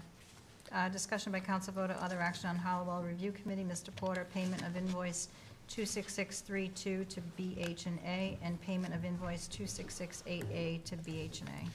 So these two invoices that are before you this evening are for their December and January services. Although we have not had a meeting to formally recommend them, I've conferred with all individual members of our committee separately, and they have all agreed that we do need to, that we're in agreement on recommendation of payment for these invoices. Will this be the final, I'm sorry. No, go ahead. Will I this believe there's final one more invoices? that's coming, but that was based on just the final grammatical changes as Mr. Ogier has pointed out for that final master plan that was delivered just last week.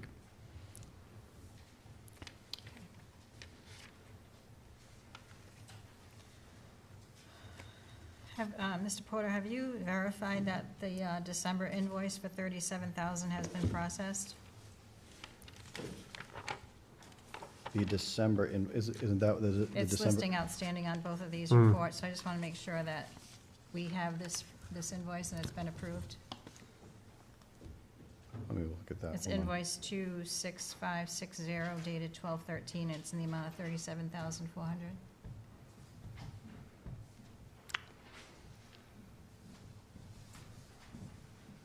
So the last I checked, both at the time with the, because I know the invoices have come up at our joint meeting, that the payments were all the payments were up to date, and that was back in January. So as I said, the December and January ones are the only ones that are outstanding at this time. All right, but this is February and it's still on here, so you might just want to check and make sure that we have that. Yeah, I'll confirm with them. I can confer with them, but like I said, I had requested that the invoices be put on at the last meeting. It got tabled to this meeting, so I want to make sure that we're prompt in our payment and not, hitting anything. Yeah, Tony, are you saying yes? It was paid? Okay, perfect. Okay. All right, great, thank you. So, So then it would just be the so just January January is invoice. Yep. outstanding? January and February, these And- two and invoices. February? Yeah. So January is this He's one. looking. Well, January and February right here, right? Mm-mm. Yeah, January and February. Yeah, but he's checking to see if February's, Well, February wouldn't have been approved. okay. It just would be January and February we'd have to Yeah. pay, right? Yeah, they're right here. December was resolved. Yeah. Okay. All right, anyone want to make a motion to approve these invoices for payment? I'll make a motion to approve BH&A in the amount of $16,125 for January 15th, 2024. Invoice number 26632. And also to BH&A, February 15th, 2024, invoice number 26680 in the amount of $8,425. That's a motion, is there a second? Second. Any further discussion? Roll call, please. Mr. Biragad. Yes. Ms. Hamilton. Yes. Mrs. O'Hara. Yes. Mr. Ogier. Yes. Ms. Alves. Yes, All right, thank you very much. thank you. Thank you. Discussion by council, vote, or other action on resolution approving letter of engagement authorizing Bragman Henry and Architect Type Inc., BH&A, to perform a site assessment and feasibility analysis to convert Scouters Hall into a multi-generational center. Mrs. Tebow?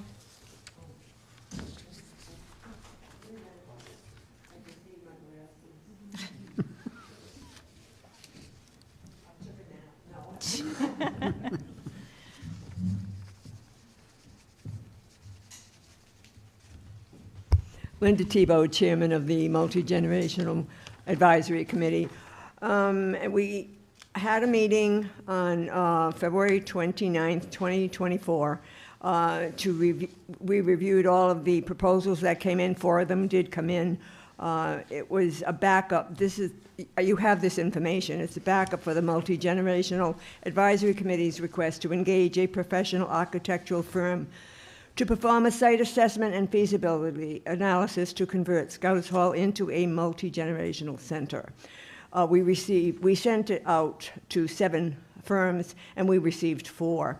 The committee met to review the proposals. Well, we reviewed them ahead of time, but to vote on them on February 29th, 2024, and voted unanimously to recommend BHA Architects to perform the requested site assessment and feasibility analysis to convert Scouters Hall into a multi-generational center, at a fixed fee of $4,950. The funding source is to be determined by the North Smithfield Town Council. Questions? It was a unanimous vote, and we did a roll call. It was good. Anyone have any questions? Do we have the funding? Is the funding source? in here? Anthony, is there, can you come up with a funding source for the $49.50?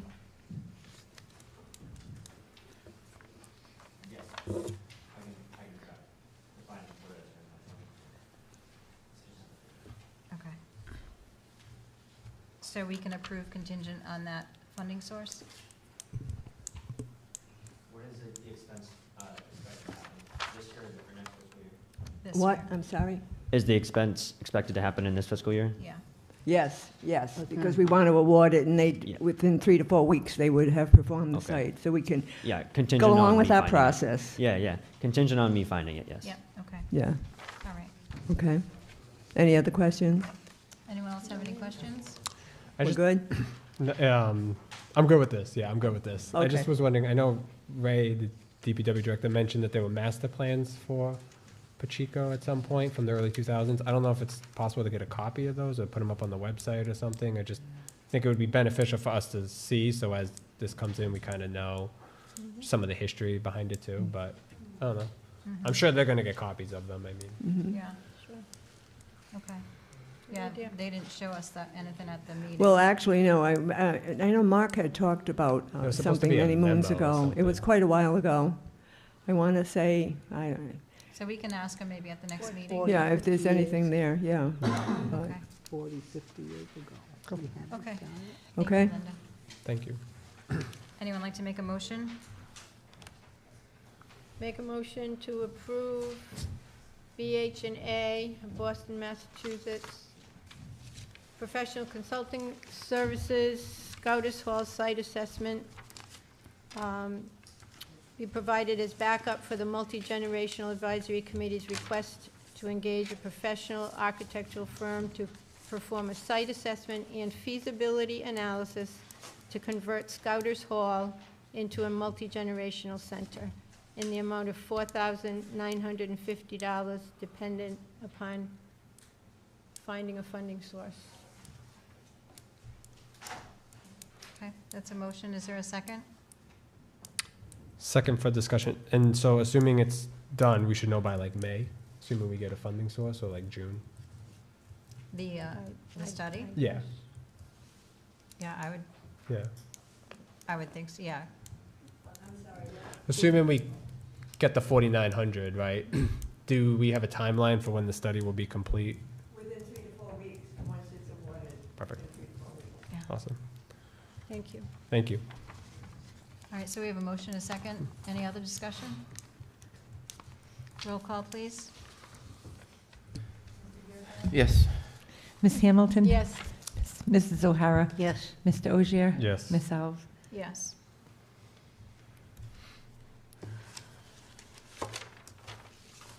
Let's go to old business. Yeah, I know. Old business discussion by council vote or other action on status / progress report on completion of specific items. Mr. Ogier, the facilities manager.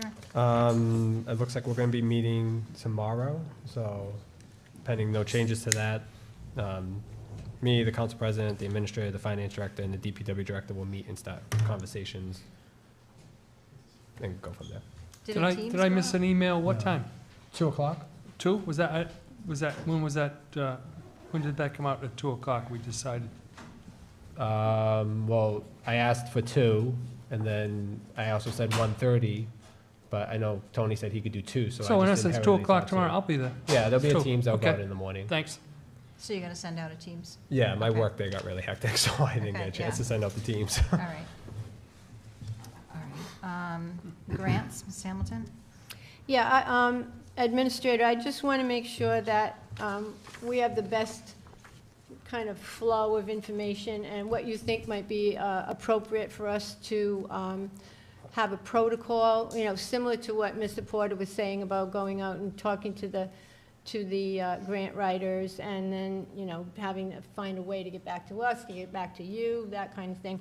Do you think it would be appropriate to have maybe a sign-off sheet?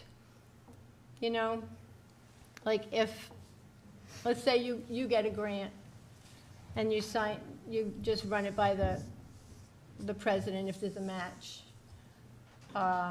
She signs off, you sign off, Mr. Porter would sign off if it was his, you know, if, I guess what I'm trying to do is when we had a meeting with the grant writers a couple of weeks ago via Zoom or Teams, whatever it was, you know, there was an indication that, oh, we can get in touch, anybody can get in touch with us, is what that gentleman said, right? Mr. Grasso, yes. Yeah, and what I don't want to do is overstep anybody, you know, so I Well, just, I guess I'm looking for your advice as to what do you think would be the best, so that everybody's kept apprised and, you know, we're not Well, worried I about. think my communication lines are pretty clear.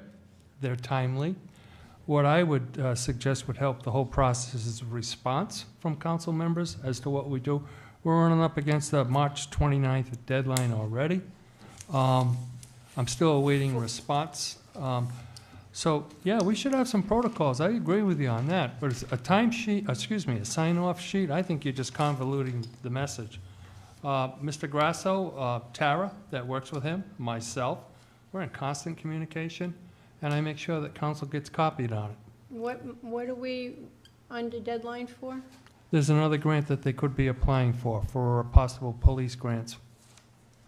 But this council wants to be involved in things, well, then I would just suggest that the council return or respond to emails. Are you looking at me? No. No, I'm looking at council. I'm looking at council. Yeah, are you talking to me, though? Are you talking I'm talking to to us? all- No, there are there's two council, members well, hold on of a second, council. Paul. There's two council members Let me that finish. are on the email thread. It's me Councilman, and I was Kim. speaking, you didn't let me finish. I understand, but you're throwing accusations at certain council members, and it's not appropriate, I think, the communication form. I don't think that there's anything wrong for the council to want to just be in the loop as to what's going on. Personally, I think it should be all the administration. I think the agree. administration should make the decision. If one of us finds a grant, we just CC you on it and we say, go after it. Perfect, thank you. But I know that I saw the flurry of email activity today from 1:30 to like 5 o'clock, and personally, I didn't have a chance to respond yet before the council meeting. No, And I that's- know Kim had, and I know everybody else had, so Yeah, if it's me, Councilman, no, there's I a history. apologize, but I'm It's fine with just- that grant. Councilman Ozier, it's just not today. It's previous dates that no response came in. I like your idea. If the council, I'd like to see a motion made and vote to let the administrator facilitate this. I think you would have more efficiency, and I think it would also help the grant writers to be more expedient in approaching and applying for grants. I don't want to speak for anybody else, but if it's for me and you don't have a response from me personally, I would assume that my non-response means that I am okay with the communication. I can't assume that. I'm telling I you really right now, you can't. can assume You're saying that. in public? I see what we're doing here, and I think we need to Well, break this conversation, because I think right. we're not getting This anywhere. witness It's going becoming a in tick-for-tat conversation, and I don't think Well, it's we're just fruitful. never gonna get a protocol. I mean, if we don't have a protocol, then that's when things get dropped. That's when you're saying, if you don't, you know, hear from me, and he says, no, I'm not taking that. I wanna have a protocol so that nobody gets caught. What's wrong with the protocol? I actually like what Councilman Ozier said. Yeah, I like that. This administration has written $7 million He of just- grants. he $7 just- million of grants. And now there's roadblocks, these impediments are being thrown at the administration to try to facilitate writing grants. But what roadblocks?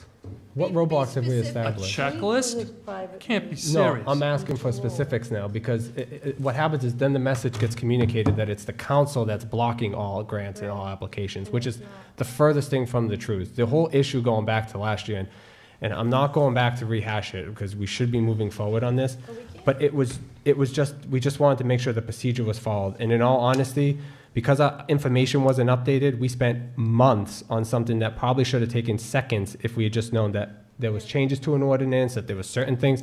We get so caught up in the old minutia of details that shouldn't be the things that we get caught up in. We should know, okay, just go to the current ordinance. We know it's correct. We know we have a procedure for grants. I don't think any of us are asking to reinvent the wheel here, and we haven't put any roadblocks in place. I Other than feel that we have. just to keep us in the loop when it comes to a match, because as we just found out, we don't even maybe have $4,900 to cover a budget line item for a Scouter study. which, given all this, that's why I'm going to ask later to reconsider my vote on the payment of bills. But I just think it's not out of the realm of reasonableness to just ask that the council just be brought in the loop when it comes to a match.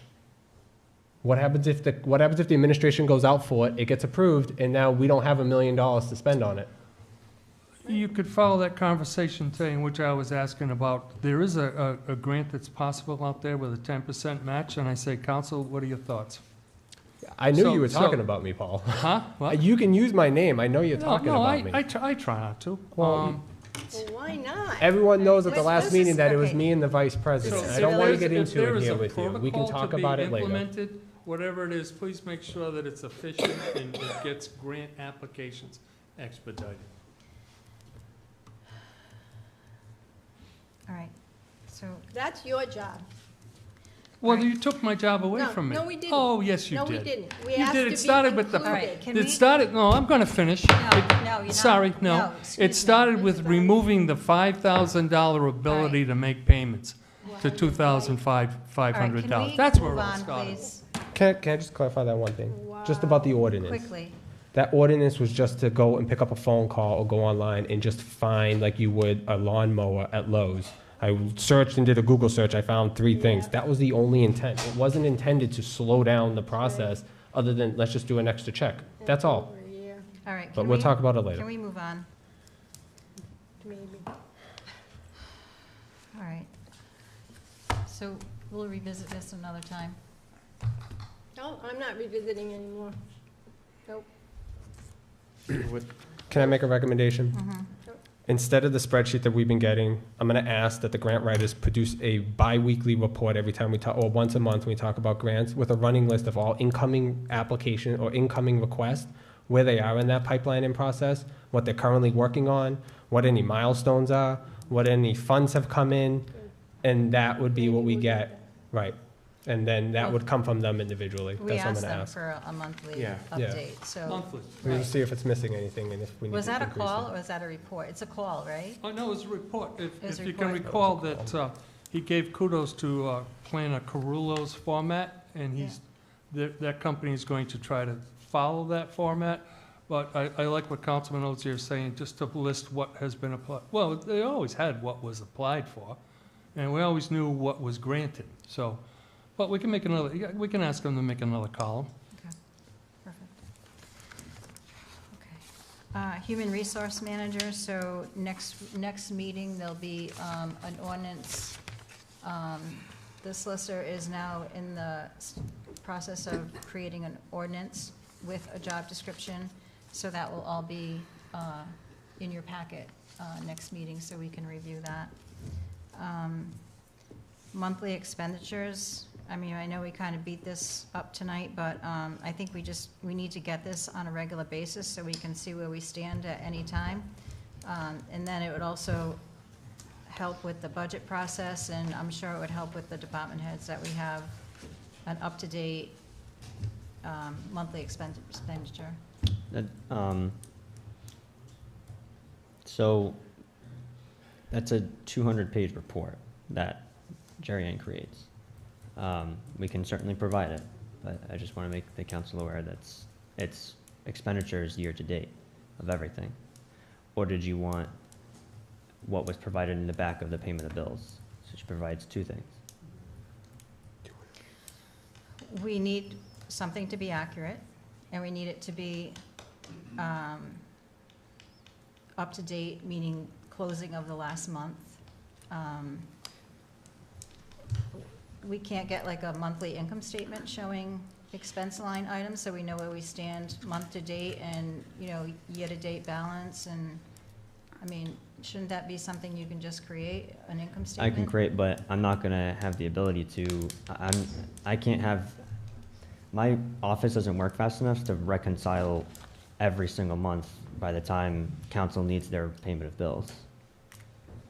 But I can provide what we provide our department heads. But the payment of bills is the second meeting, right? So Mhm. an income statement should be produced at the end of a month, so that gives you several weeks. Right, and since for a long time now, due to how much workload our finance department has, we've never caught up on reconciliations, so.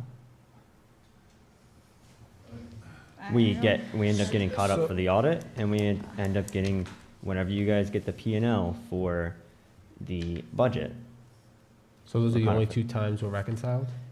That's not the only two, that's, by the time that's when we're caught up.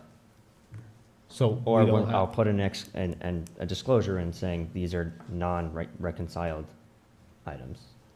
so Just do like we, I'll say not do we all. have a month-end close process?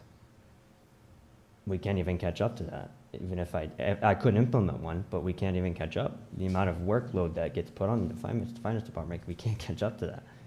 Which is why I have plans for my finance department coming forward in the next budget, but it's been like that since before I ever came. It was worse before I came. I don't think anybody's asking you to create a P&L every payment of bills, right? I Right, just- and I can provide I can provide what Jerry provided. I was just saying, just to be aware, it's a 200-page report. In total, if I was to provide it to you. I wasn't saying I'm not gonna do it. I'm just saying, just be aware that that's a lengthy report. And I could always provide it separately. I could always email it to you guys separately instead of in the agenda. If that's something the council desires, it's whatever you guys would like, but So how many months behind are we? it's different for, like, sewer's different than water, than general fund, than tax. I think the furthest back we go, I think Jerry Ann just finished, I don't remember which department it is, but I think November right now. So. And we're further along than we ever have been. We're further up to date than we ever have been in finance for reconciliations. Oh, my God. I guess I'm just confused as to how we fall so far behind. Yeah, Workload. It was there before. Workload. But when you say Okay. workload, Tony, is it because you wear too many hats? Or is it because, I can't imagine it's a sheer volume, which means we must have like a broken process, to your point, Kim, earlier. Yeah, Like, something's gotta be It's broken. more leaning on more of the hats, but there is a decent workload. I would say mainly it's the hats. I'd say that's, in my opinion, it's probably all the hats that I have to wear. Yeah. Because I'm thinking now, if I was to pull all those hats off, I think it would be fine. My departments would be fine. But a lot of it falls down, a lot of things fall down on finance that just, I don't know why. No, I think you should talk about it with the administrator and come up with a plan. When him and I Seriously. discussed it, and we have plans for the upcoming budget. Yeah, which will get presented to the council come the presentation for the budget for next fiscal year. Because again, we're a lot more ahead than we ever have been, and we're making great progress. The budget timeline's ahead. Everything else is on time or ahead. We're trying to play catch up right now. But we don't know if the numbers are, I can tell you, as far as every time we spend something, whether there's a blanket PO or not, unless a department head just goes ahead and invoices something without my approval, which is the process of a PO or a blanket, so they don't do that, we're fine. If I hadn't provided the report that I had provided in the payment of bills, next payment of bills, you wouldn't have seen any of those negatives. Because I would have fixed them by then. Just like Cynthia did prior to me, just like Jason did prior to her. They all do the same thing. Yeah, it's just concerning. We're running out of months, and we have to. At the end of the day, when the budget is presented to council and you guys need that actual column, it will be accurate, as it is every year. If not more accurate than it has in prior years, due to the fact that we're more ahead than we are normally. How would you ever catch up? Yeah, We're going to 5 have a months. budget presentation in Less within the than next 2 months. 2 months, yeah. Jerry-Ann's making great strides right now with reconciliations. Were we That's her main- reconciled last year? Were we reconciled last year? Because it sounds like we only got caught up with the audit, which would have been after the budget. I do not think everything was reconciled at that point. The general fund was, but I don't think everything was at that time. Not to say that the numbers that we budgeted weren't accurate, but yeah, obviously we have some things we can't account for. It happens every year, but. Wow, it's really concerning. May I ask a question on this subject? Are we asking of Tony things that were not asked of other finance directors? No, because we had the information. I don't know if Cynthia's ever had to provide any of what I've had to provide. We always received P&Ls. Yeah, P&L, yes. Yeah. Quarterly, yes. You've never gotten an expense report during the payment of bills. We used to get some monthly too from the budget committee. From the budget committee? Not since I've been worked here. Well, when I was chair of the budget committee, we used to ask for expenditures, anything like starting in March on a monthly basis, even sometimes earlier, and we used to get it. Yeah, and they were constantly updated, because that's the only way you can do the budget, to keep seeing the Yeah, because you can't set the budget in from a Well, they December don't, number. so as far as where I know we're getting off topic, but as far as the way the budget committee is set up right now, the budget committee doesn't look at actuals until actually the end of this month. At the end of the quarter, because that's when they start building their budget. I get that. I'm just saying, I think that, my point earlier, I think the process needs to be relooked at to help you, and to help, to make it cleaner, so we'll just, I guess, leave it at that. Now, if we have to hire someone to help you, we should hire someone to help you. That's what we're looking at in the next fiscal year budget. No, is to, before then. Oh, I don't need help right now. We're on track to meet where we're supposed to be. So we'll be reconciled. If I hadn't told you guys, like last year, we were way more behind than we are now. So I'm just saying that we're doing great progress right now, and I don't want to get crucified for making great progress for work that wasn't done prior. I don't think that's what you guys are crucifying saying. I just want to say, like, I'm making a progress. I don't need help. If I did, I have no problem, waving a white flag and asking for some help. But I don't need it right now. And I would be honest and tell you if I did. So you're saying we'll be fully reconciled by the budget? Yes. Except that month of when we make it, of whenever that month is, given some time within that month. And the budget, if we continue following the budget timeline, the budget committee should be ready to present by the end of April, early May. So then you'll be. We're ahead of schedule. Okay. As far as the budget committee is concerned.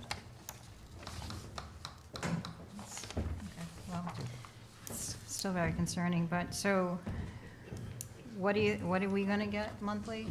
I can give you, so like I said, the detailed expenditure report, what was asked of me was a year-to-date expenditures, correct? A monthly, yeah.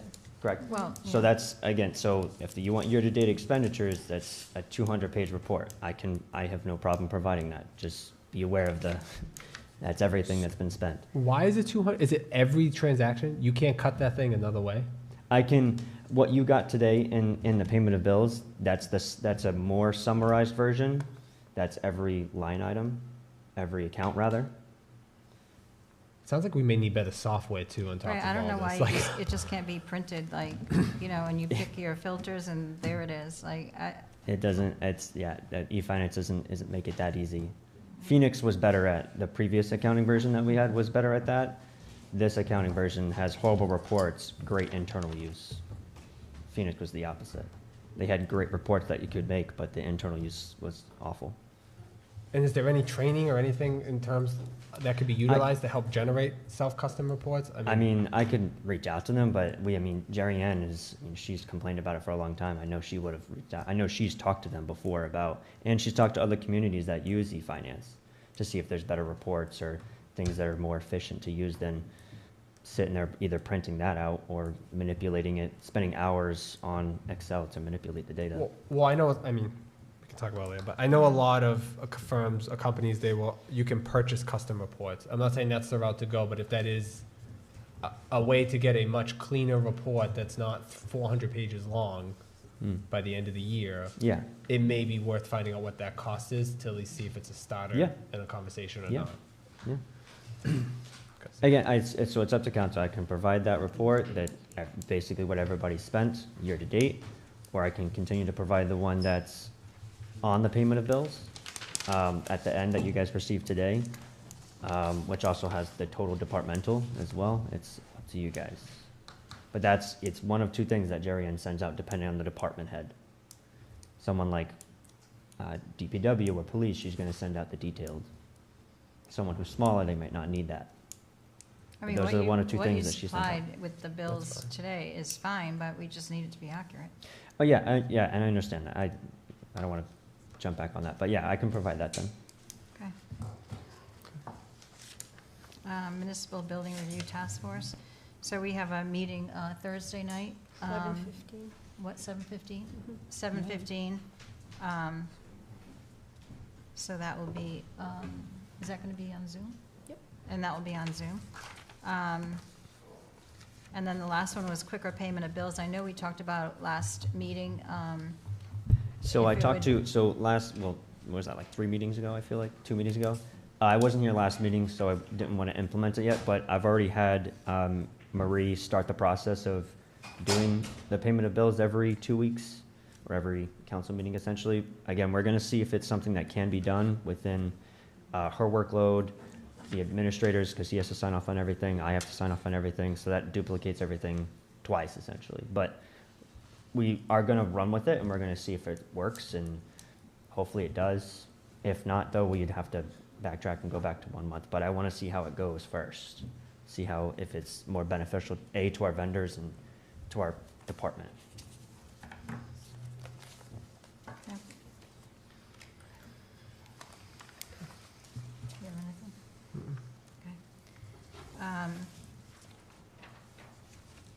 Okay. A, announcement of 1 million federal grant for Hallowell Pass of Recreation is to be heard on.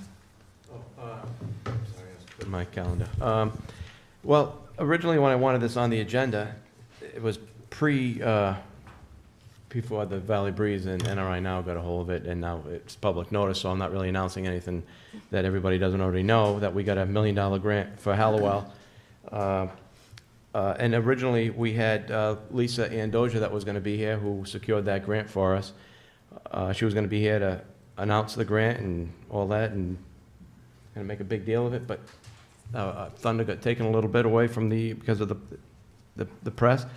But Lisa did a great job. If you go back, that was when we hired her for 1 month for the $5,000, and she got us the $1 million grant. We're still waiting on another one. We'll see what happens with that. This is also, just so you know, this is $5,000 for Hallowell. So this doesn't follow the multi-generational facility. So if the multi-generational facility goes up to Pacheco, this is for Hallowell. This is to create open space, a nice open space piece of property at Hallowell.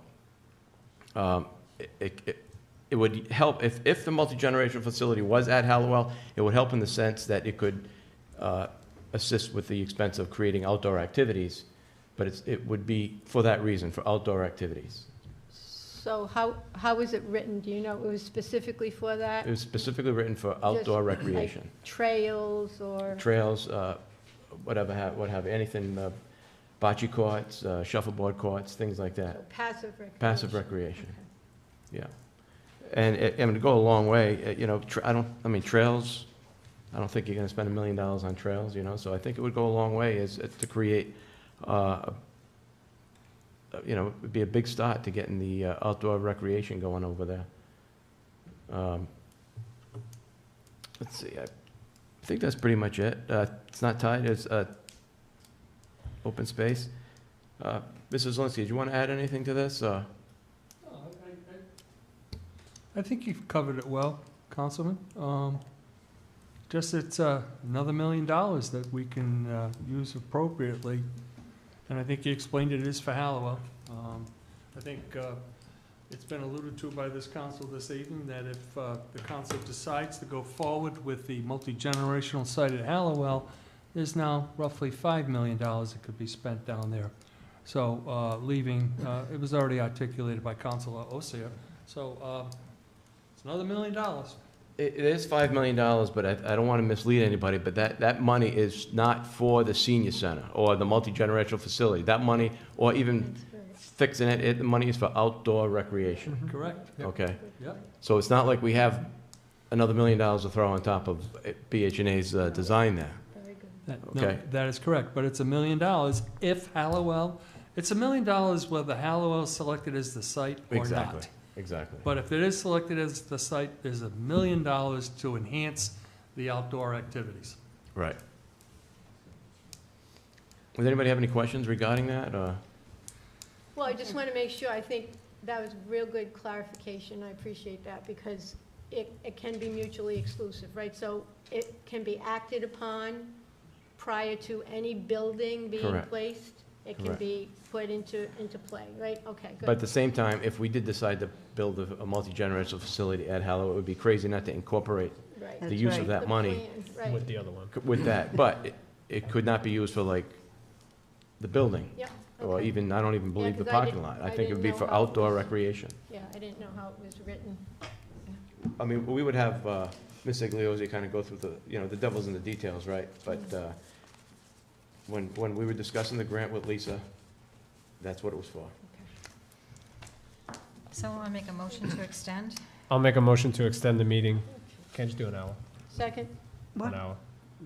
I don't think we'll need it, but 1 hour. Okay, we have a motion and a second. Any further discussion? Roll call? Mr. Biragad.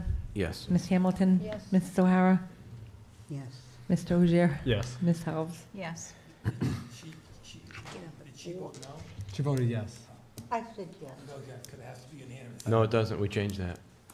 Oh, okay. 'Cause that's- We change that? Yeah. Can I ask, Way back were in you supposed to 2017. speak tonight or something? Good catch. Well, I have to wait for open forum since I missed the item. Oh, my God, they've been Yeah. sitting here for that long. Yep. Whatever it is Thank you you for got, acknowledging. whatever it is, I'm going for it. Thank you so much. Discussion by council vote or other action on appointments to town board/commissions, Parks and Rec. Resignation from Gary Pilardi. So we have a letter in our folder that Gary has stepped down due to work issues, and Joanne, can we just make sure we send him the usual letter to acknowledge?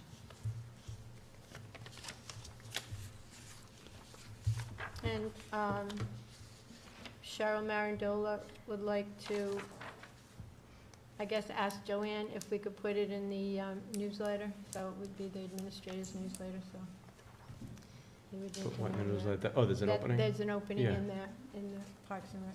And then also, Budget Committee, one member to complete the term from 12/1/2022 through 11/30/2025. So was someone resign? Yeah, Mr. Punchak resigned. Yes, I've been trying to get a resignation letter from him, but I have not yet received it, but I've been told by many parties that he has definitely resigned. Who did? I'm sorry? Mr. Pachetti.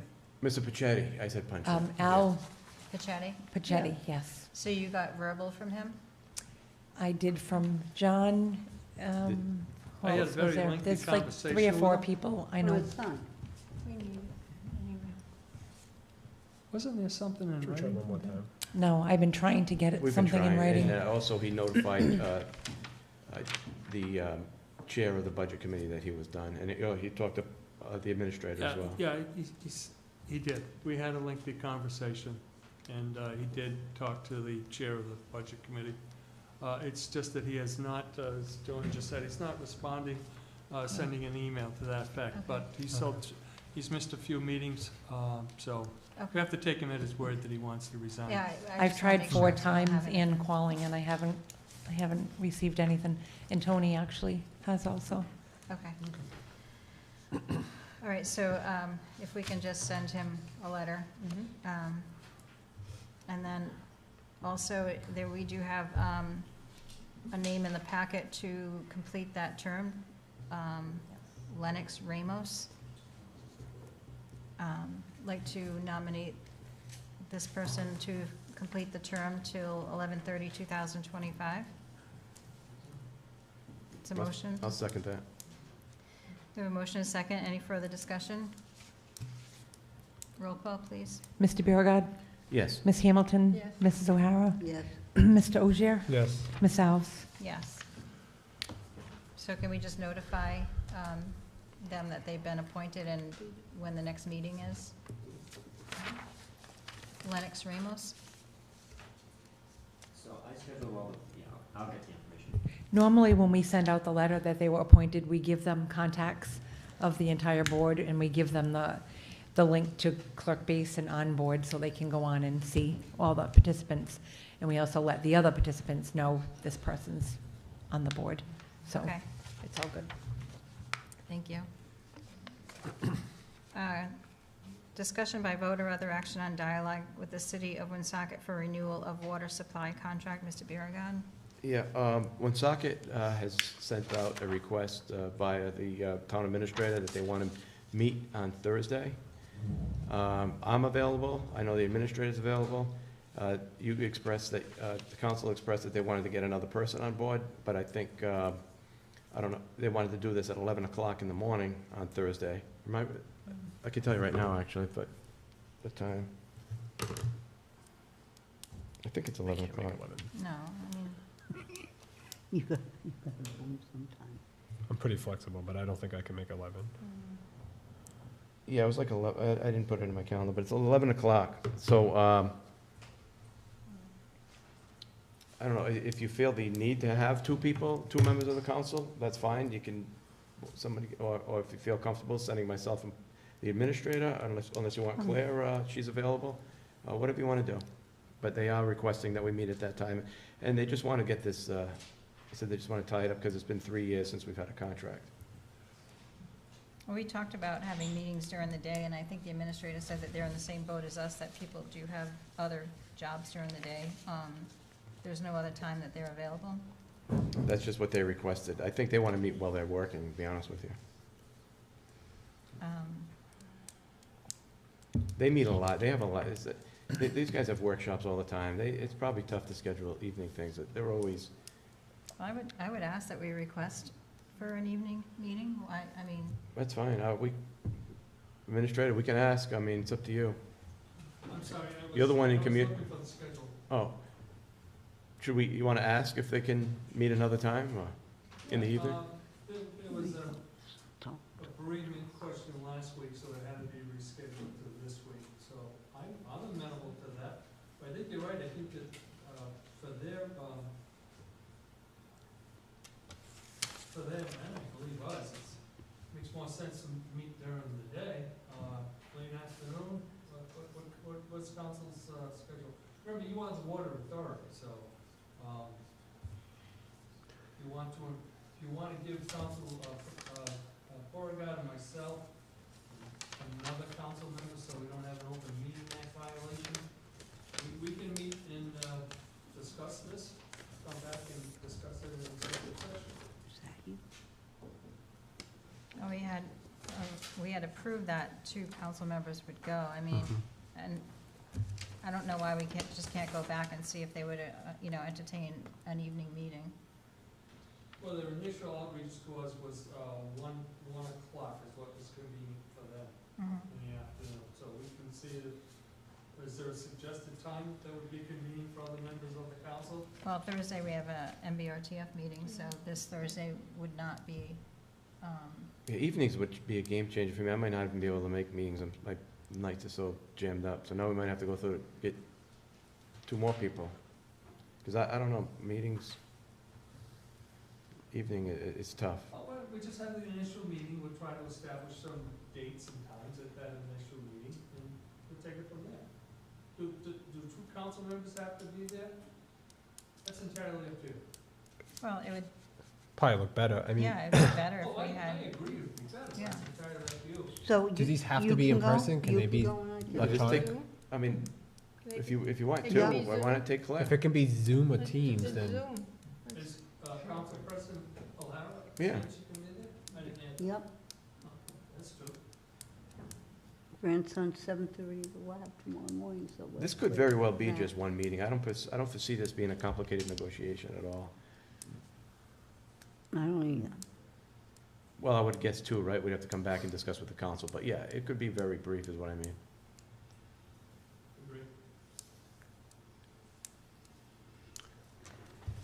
I'm fine with you guys just doing the initial meeting.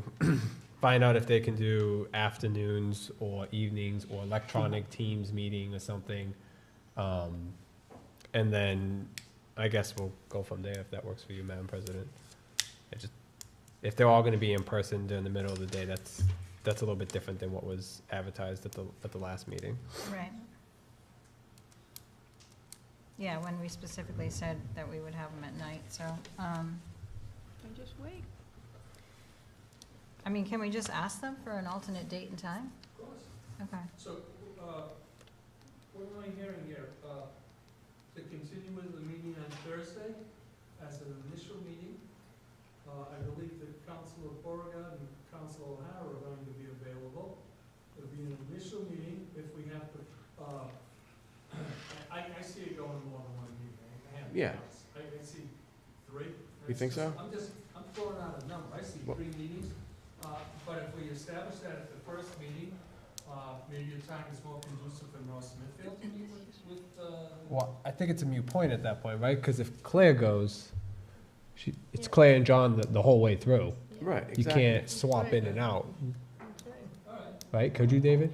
Yeah, you can't swap with, If you really wanted to, but, I mean, I don't. Doesn't get You into. share that information in between at an executive session. Right, so you'd have to have check-ins. You can't just say, oh, I'm gonna swap, right. Well, you can't- That's why I'm, yeah. Can't speak to you about it. Right, that's what I mean. The open meeting, I wanna make sure we're following that. I mean, you wanted 2, I'm giving you 2.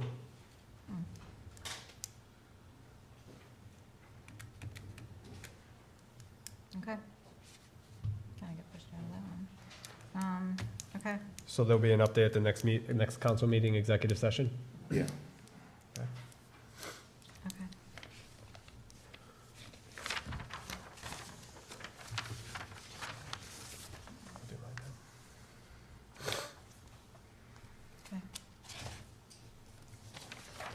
Yeah, just have open forum left and then executive. Yeah, I'll be quick. So, I know I voted in the affirmative earlier, David, for the payment of bills. So I've been sitting up here thinking and hearing conversation, and I have a change of mind on it. So I'm actually going to reconsider my vote on the payment of bills in the amount of $2,947,090.55. I'm gonna actually make a new motion, when the time comes to delay the payment for one more time period, until we can kind of get some more up-to-date information. I just don't feel comfortable approving them tonight. I feel like there's too many unknowns out there, especially when we couldn't even figure out if we had $4,900 for a study. It just kind of makes me wonder if the rest of the numbers are as accurate and reflective as possible. And I just don't want us to get into the budget and find out that we've been approving things and we're in a worse shape. So it's probably nothing. So, but you know, you and I could talk, Tony, but I just need to have a little more confidence on the number before I can go ahead and approve $2 million. Doug, I'm gonna ask you to reconsider for the reason being is, whatever issues we have that we gotta deal with, that's our business, but these people gotta get paid, and we wanna be a town that pays its bills, all right? And not only do we pay our bills, we pay them in a timely manner. We're not in the red, we're not gonna break the bank right here if we just approve these bills. Pay the bills and settle this outside of, we can settle our own matters, but these people should not have to deal with our infighting. So how about this? We meet Thursday night at 7:15. Tony? Every night? No, for the MBRTF, right? We are also as the town council. If Tony can get all the answers to our questions before then, is it possible to put this on the Thursday night agenda because we can still amend it? And then I'd be more comfortable if we have the answers then. If not, then I have no problem holding this until the next pay period. I agree with you, John, and that's part of the reason why I did vote. Since some of the conversations took place, I just would like to have a truer sense of the number, just to make sure that when we can fully pay everything going forward too, so.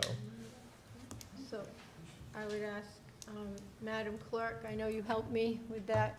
If we had to amend that agenda, we still have time. You do.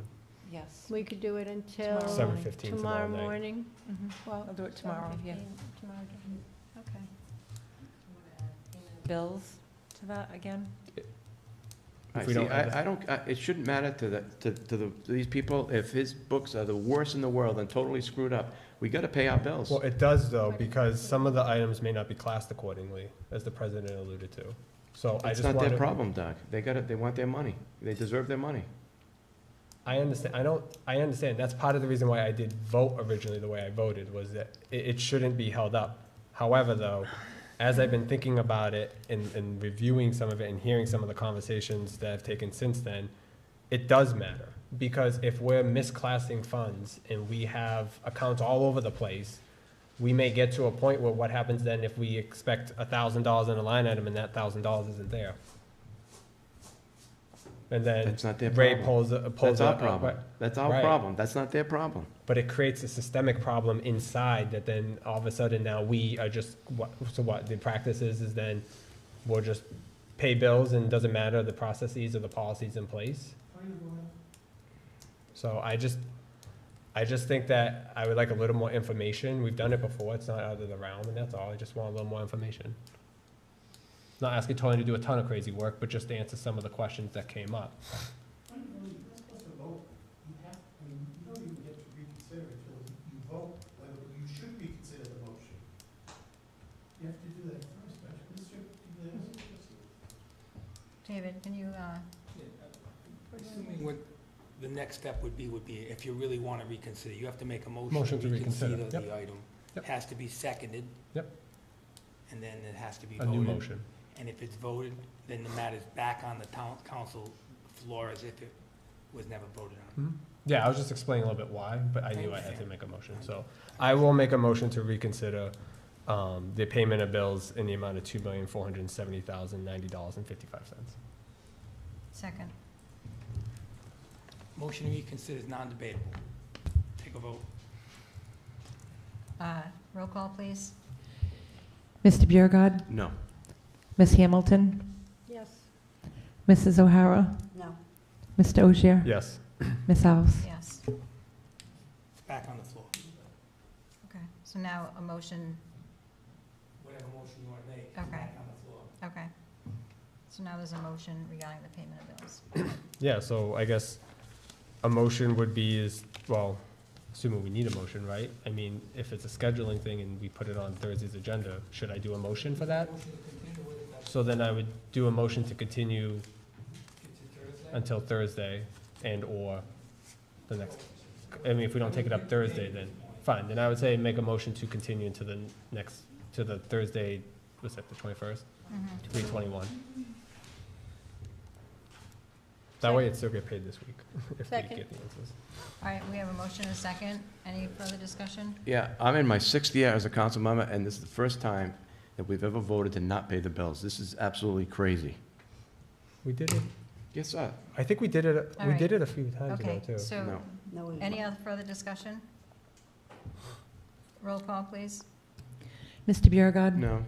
Ms. Hamilton? Yes. Mrs. O'Hara? No. Mr. Ogier? Yes. Ms. Alves? Yes.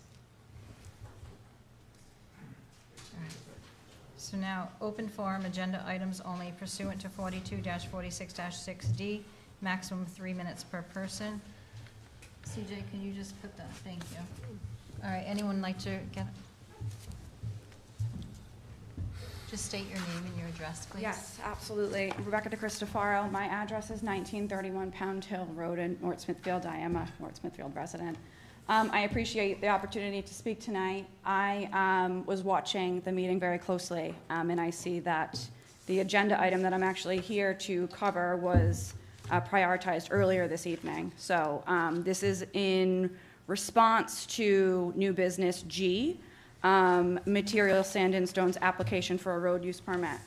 Councilman Osier, I heard that you haven't had the opportunity to read your email today, so I'm going to actually read the email that I sent out earlier today. And then I just have a few more points. So I thought, given that this was on the agenda tonight, that it would be a good time to readdress really the evergreen subject of this topic. So I'm really hoping to understand how it's possible to opine and vote on road permits for a business that does not have the appropriate certificates of compliance or permitting to operate. thus allowing trucks to access a business that, according to our very own town ordinances, is not operating legally. You are all very aware that Material Sand and Stone has been operating legally for decades. Not only have they been operating illegally, but they are also knowingly contaminating the abutting WS&J Superfund site, as well as causing airborne silica dust, which is a known carcinogen. As an abutter, I live incredibly closely to the quarry, and with every blast or every windy day, you see an amazing cloud of gray dust. So that is silica dust. You know this has been brought to especially Administrator Walensky's attention before, as does DEM, as does the EPA rather, and as do abutters and neighbors to the quarry. So Administrator Walensky, you visited my home, you visited my farm, you not only heard and acknowledged the nuisance of materials semi-trucks in a residential area, but you also acknowledged that materials operations have been overlooked by former town administration. You assured me that you were going to rectify this situation. This is when you were initially voted in. You spoke these words in front of myself. You spoke these words in front of my sister. You also spoke these words in front of Donna Ravito. And you have not only not rectified this, but you have knowingly ignored the issue and in turn are enabling it. So I'm really having a hard time understanding how, with the countless number of correspondence, information, and complaints this has been allowed. I am tired of rightfully concerned residents being stonewalled and gaslit at every single turn. We've submitted APRAs with inconsequential responses. We've submitted material to each of you, to your lawyers, to the judge, to Robenheimer, who was just outside. And this material was really informed by absolutely endless hours of research of our town charter, of our town ordinances, town records, case records, and precedent. And all of the above have proven that Material Sand and Stone does not have the appropriate permitting to operate, shouldn't be operating or selling wholesale to customers in an RA-zoned area. They've quarried acres upon acres illegally for decades. They do not have the appropriate dust or water mitigation plans in place to keep locals safe. And really, we've sent countless amounts of correspondence, and every single person in this room knows about it to some degree. So I'm wondering if you want to be known as the elected officials who have knowingly ignored health and safety issues as a result of an illegally operating business that has been brought to the attention of many of you more times than I could count. And I would really hope that your response to that question is no. So it's not even in conclusion, because I still have more, but I really don't feel as though it was appropriate to put the cart in front of the horse here tonight and discuss road permitting at this evening's town council meeting without rectifying the other major and obvious requirements and infractions of this business. So, again, I think it's inappropriate to opine and vote on an issue, vote on issuing a permit allowing road use to a business where there's no evidence legitimizing their operations.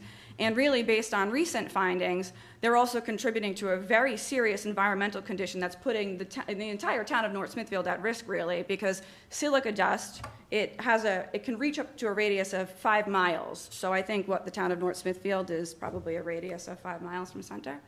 And they're also in violation of Clean Waters and our Clean Air Acts, which DEM and the EPA are both currently looking into.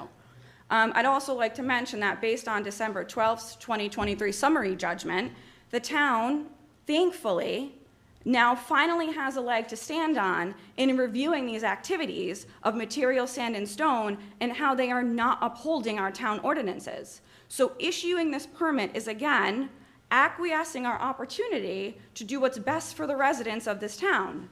And furthermore, right, according to 229-1 findings, statement of policy as outlined in the town ordinances, in allowing Material Sand and Stone to drive massive semi-trucks up a residential area from 7 in the morning until 5 in the evening is a violation of our very own statement of policy. And I have the policy here and I can read through it, but I don't want that to take up my very little time that I already have. So it is a excessive noise and a serious hazard to public safety, right? We know, and Jason Richer has done amazing research on this, and we know that based on his many hours of recording this, that he has counted up to 80 to 100 trucks a day. So if you're thinking of back and forth, that's 160 to 200 trips to and from the quarry within roughly 500 minutes of working time, right? So that's one truck every 2.5 minutes in an 8.5-hour period. So what I ask is that we exercise some empathy and perspective here, because I can assure you, if any one of you lived on this road and had to listen to trucks at 7 o'clock in the morning until 3 o'clock in the evening, Monday through Friday, and Saturdays, and now, based on the permit that they just applied for, they can potentially operate on Sundays if there's an emergency, and we have not necessarily defined what an emergency is. I have a 9-month-old daughter, and I have to worry every day about silica dust, okay? And to be completely honest, I was fearful coming here tonight and addressing this for fear of retaliation, okay? So I had to be brave enough to quell my fear of retaliation and stand up for my family and my daughter, because I'm more fearful of cancer down the road than I am of potential retaliation of business owners or other people that might have ulterior motives. I am begging you to reconsider approving this road permit. I have pages upon pages of research that demonstrates that this business has been operating illegally at least since 2012, but probably even further back. I am happy to send you all the research that I've done. David Igliozzi has it, Administrator Zwolinski has it. I think even, and you might have it, President Alves, right? And I know that Jason, he's absolutely wonderful, and he's been a huge advocate for this, and you've probably gotten a lot of emails from him, but they're important, because this is important to us as residents. I have a beautiful farm that I absolutely love, and every day I walk outside and I'm scared, okay? I don't want to bring my daughter outside because I'm scared, and then it's just an absolute nuisance to hear a quarry operating and semi-trucks running from 7 in the morning until 5 o'clock in the afternoon some days. So I'm asking you to reconsider the approval for a road permit and do some due diligence to look into the quarry operations. Thank you for your time.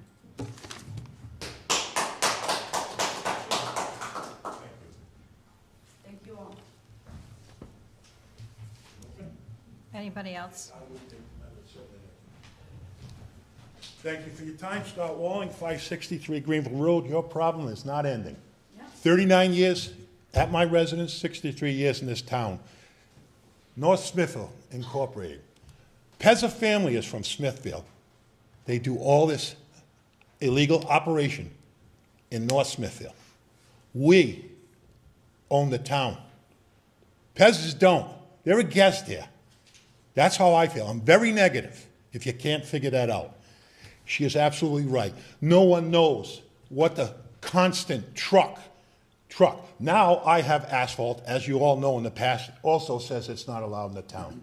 So we had this meeting here tonight to approve a permit. Since when, if they were operating on that quarry since the 50s, you need to tell your drivers to slow down for children, slow down for buses. That should be automatic. He's going to have a sign. Pezza put a sign years ago, leaving his yard, stop at the intersection at Route 104 and Route 5. Are you kidding me? You have to tell a tractor-trailer driver to stop at a stop sign. You agree? That shouldn't have to be told. So, Paul, I talked with you before, and you told me you didn't want, and you've made it public that you don't want to put 41 people out of work. But what he does with stopping that business, he has aggravated 41 residents' health and safety, more than 40, every hour of the day. So I don't want to see anybody without a job. But if they're not in legal right to do what they're doing, it shouldn't be done. Now, Mr. Solicitor, how do you feel with the way we're going here, that we're not addressing this problem? Question to the public and the attorney involved in this. No, but is there any input you could put for us why it seems like for 35 years, 39 years anyway, I've been fighting Pezza's operation, which has been illegal. And everything that we've had a council and administrators get on board with, over time, we found that they didn't have the permits in place. They couldn't blast on Greenville Road. We had to wait 4 years every day of blasting, but we stopped it without a lawyer. You know, it wasn't in the right for him to do it at that rural agricultural zone site. So what she's going through, I feel for her, because they're in torment every day, more so than me. And I've had 39 years. I don't know how long you've lived there? I've been there for 7 years. Okay, I've had 39 years, and I guarantee you have more abuse than I do in the 7. You know, I mean, it's a shame that, I don't know why we have to allow this. No, you know, I don't understand if he's doing it by law, we wouldn't be here. But we are North Smithfield. He lives in Smithfield. Why doesn't he have his operation up there? You know, it doesn't matter. It seems like we're going nowhere for 39 years. It's still that way. I just wish more people would get involved, because more noise, the better. Jason, I don't know the guy. I haven't met you tonight. I'm glad you came out. It was a great thing you did, because not many people come out here. 39 years worth of it, and I'm still complaining, and we really haven't gotten anywhere in this town. We worry about everything else. It seems like the guests in this town get away with more stuff than the town people. Take a look around, and you see you just look around and watch a truck going down the road, speeding, uncovered. I mean, do I have to keep calling and report that? The chief of police, he told me to call in the morning when they start operating before 7. I did all that. And they still do it, and there's nothing done about that. I wish he was here, but I would like some patrolling of this.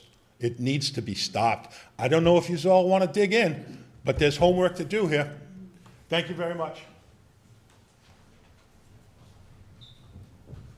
Nicole DeCristofaro, identical twin to Rebecca DeCristofaro.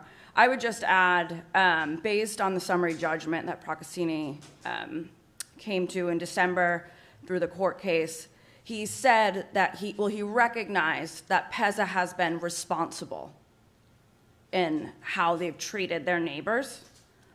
Based on everything that you've heard, and this was obviously before the EPA and DEM went out and did all the testing on the silica and also the water contamination, that's not responsible.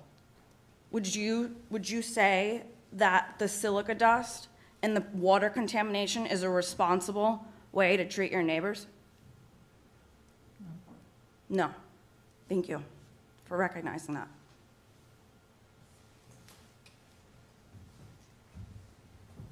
Anyone else?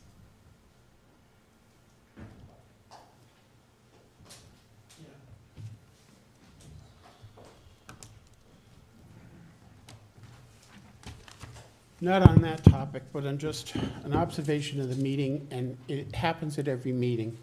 And the numbers, you know, the reports that are generated or not forthcoming or not accurate or inaccurate is becoming quite annoying to sit and listen through, and it doesn't instill any confidence in the financial management of this town when we have to listen to that.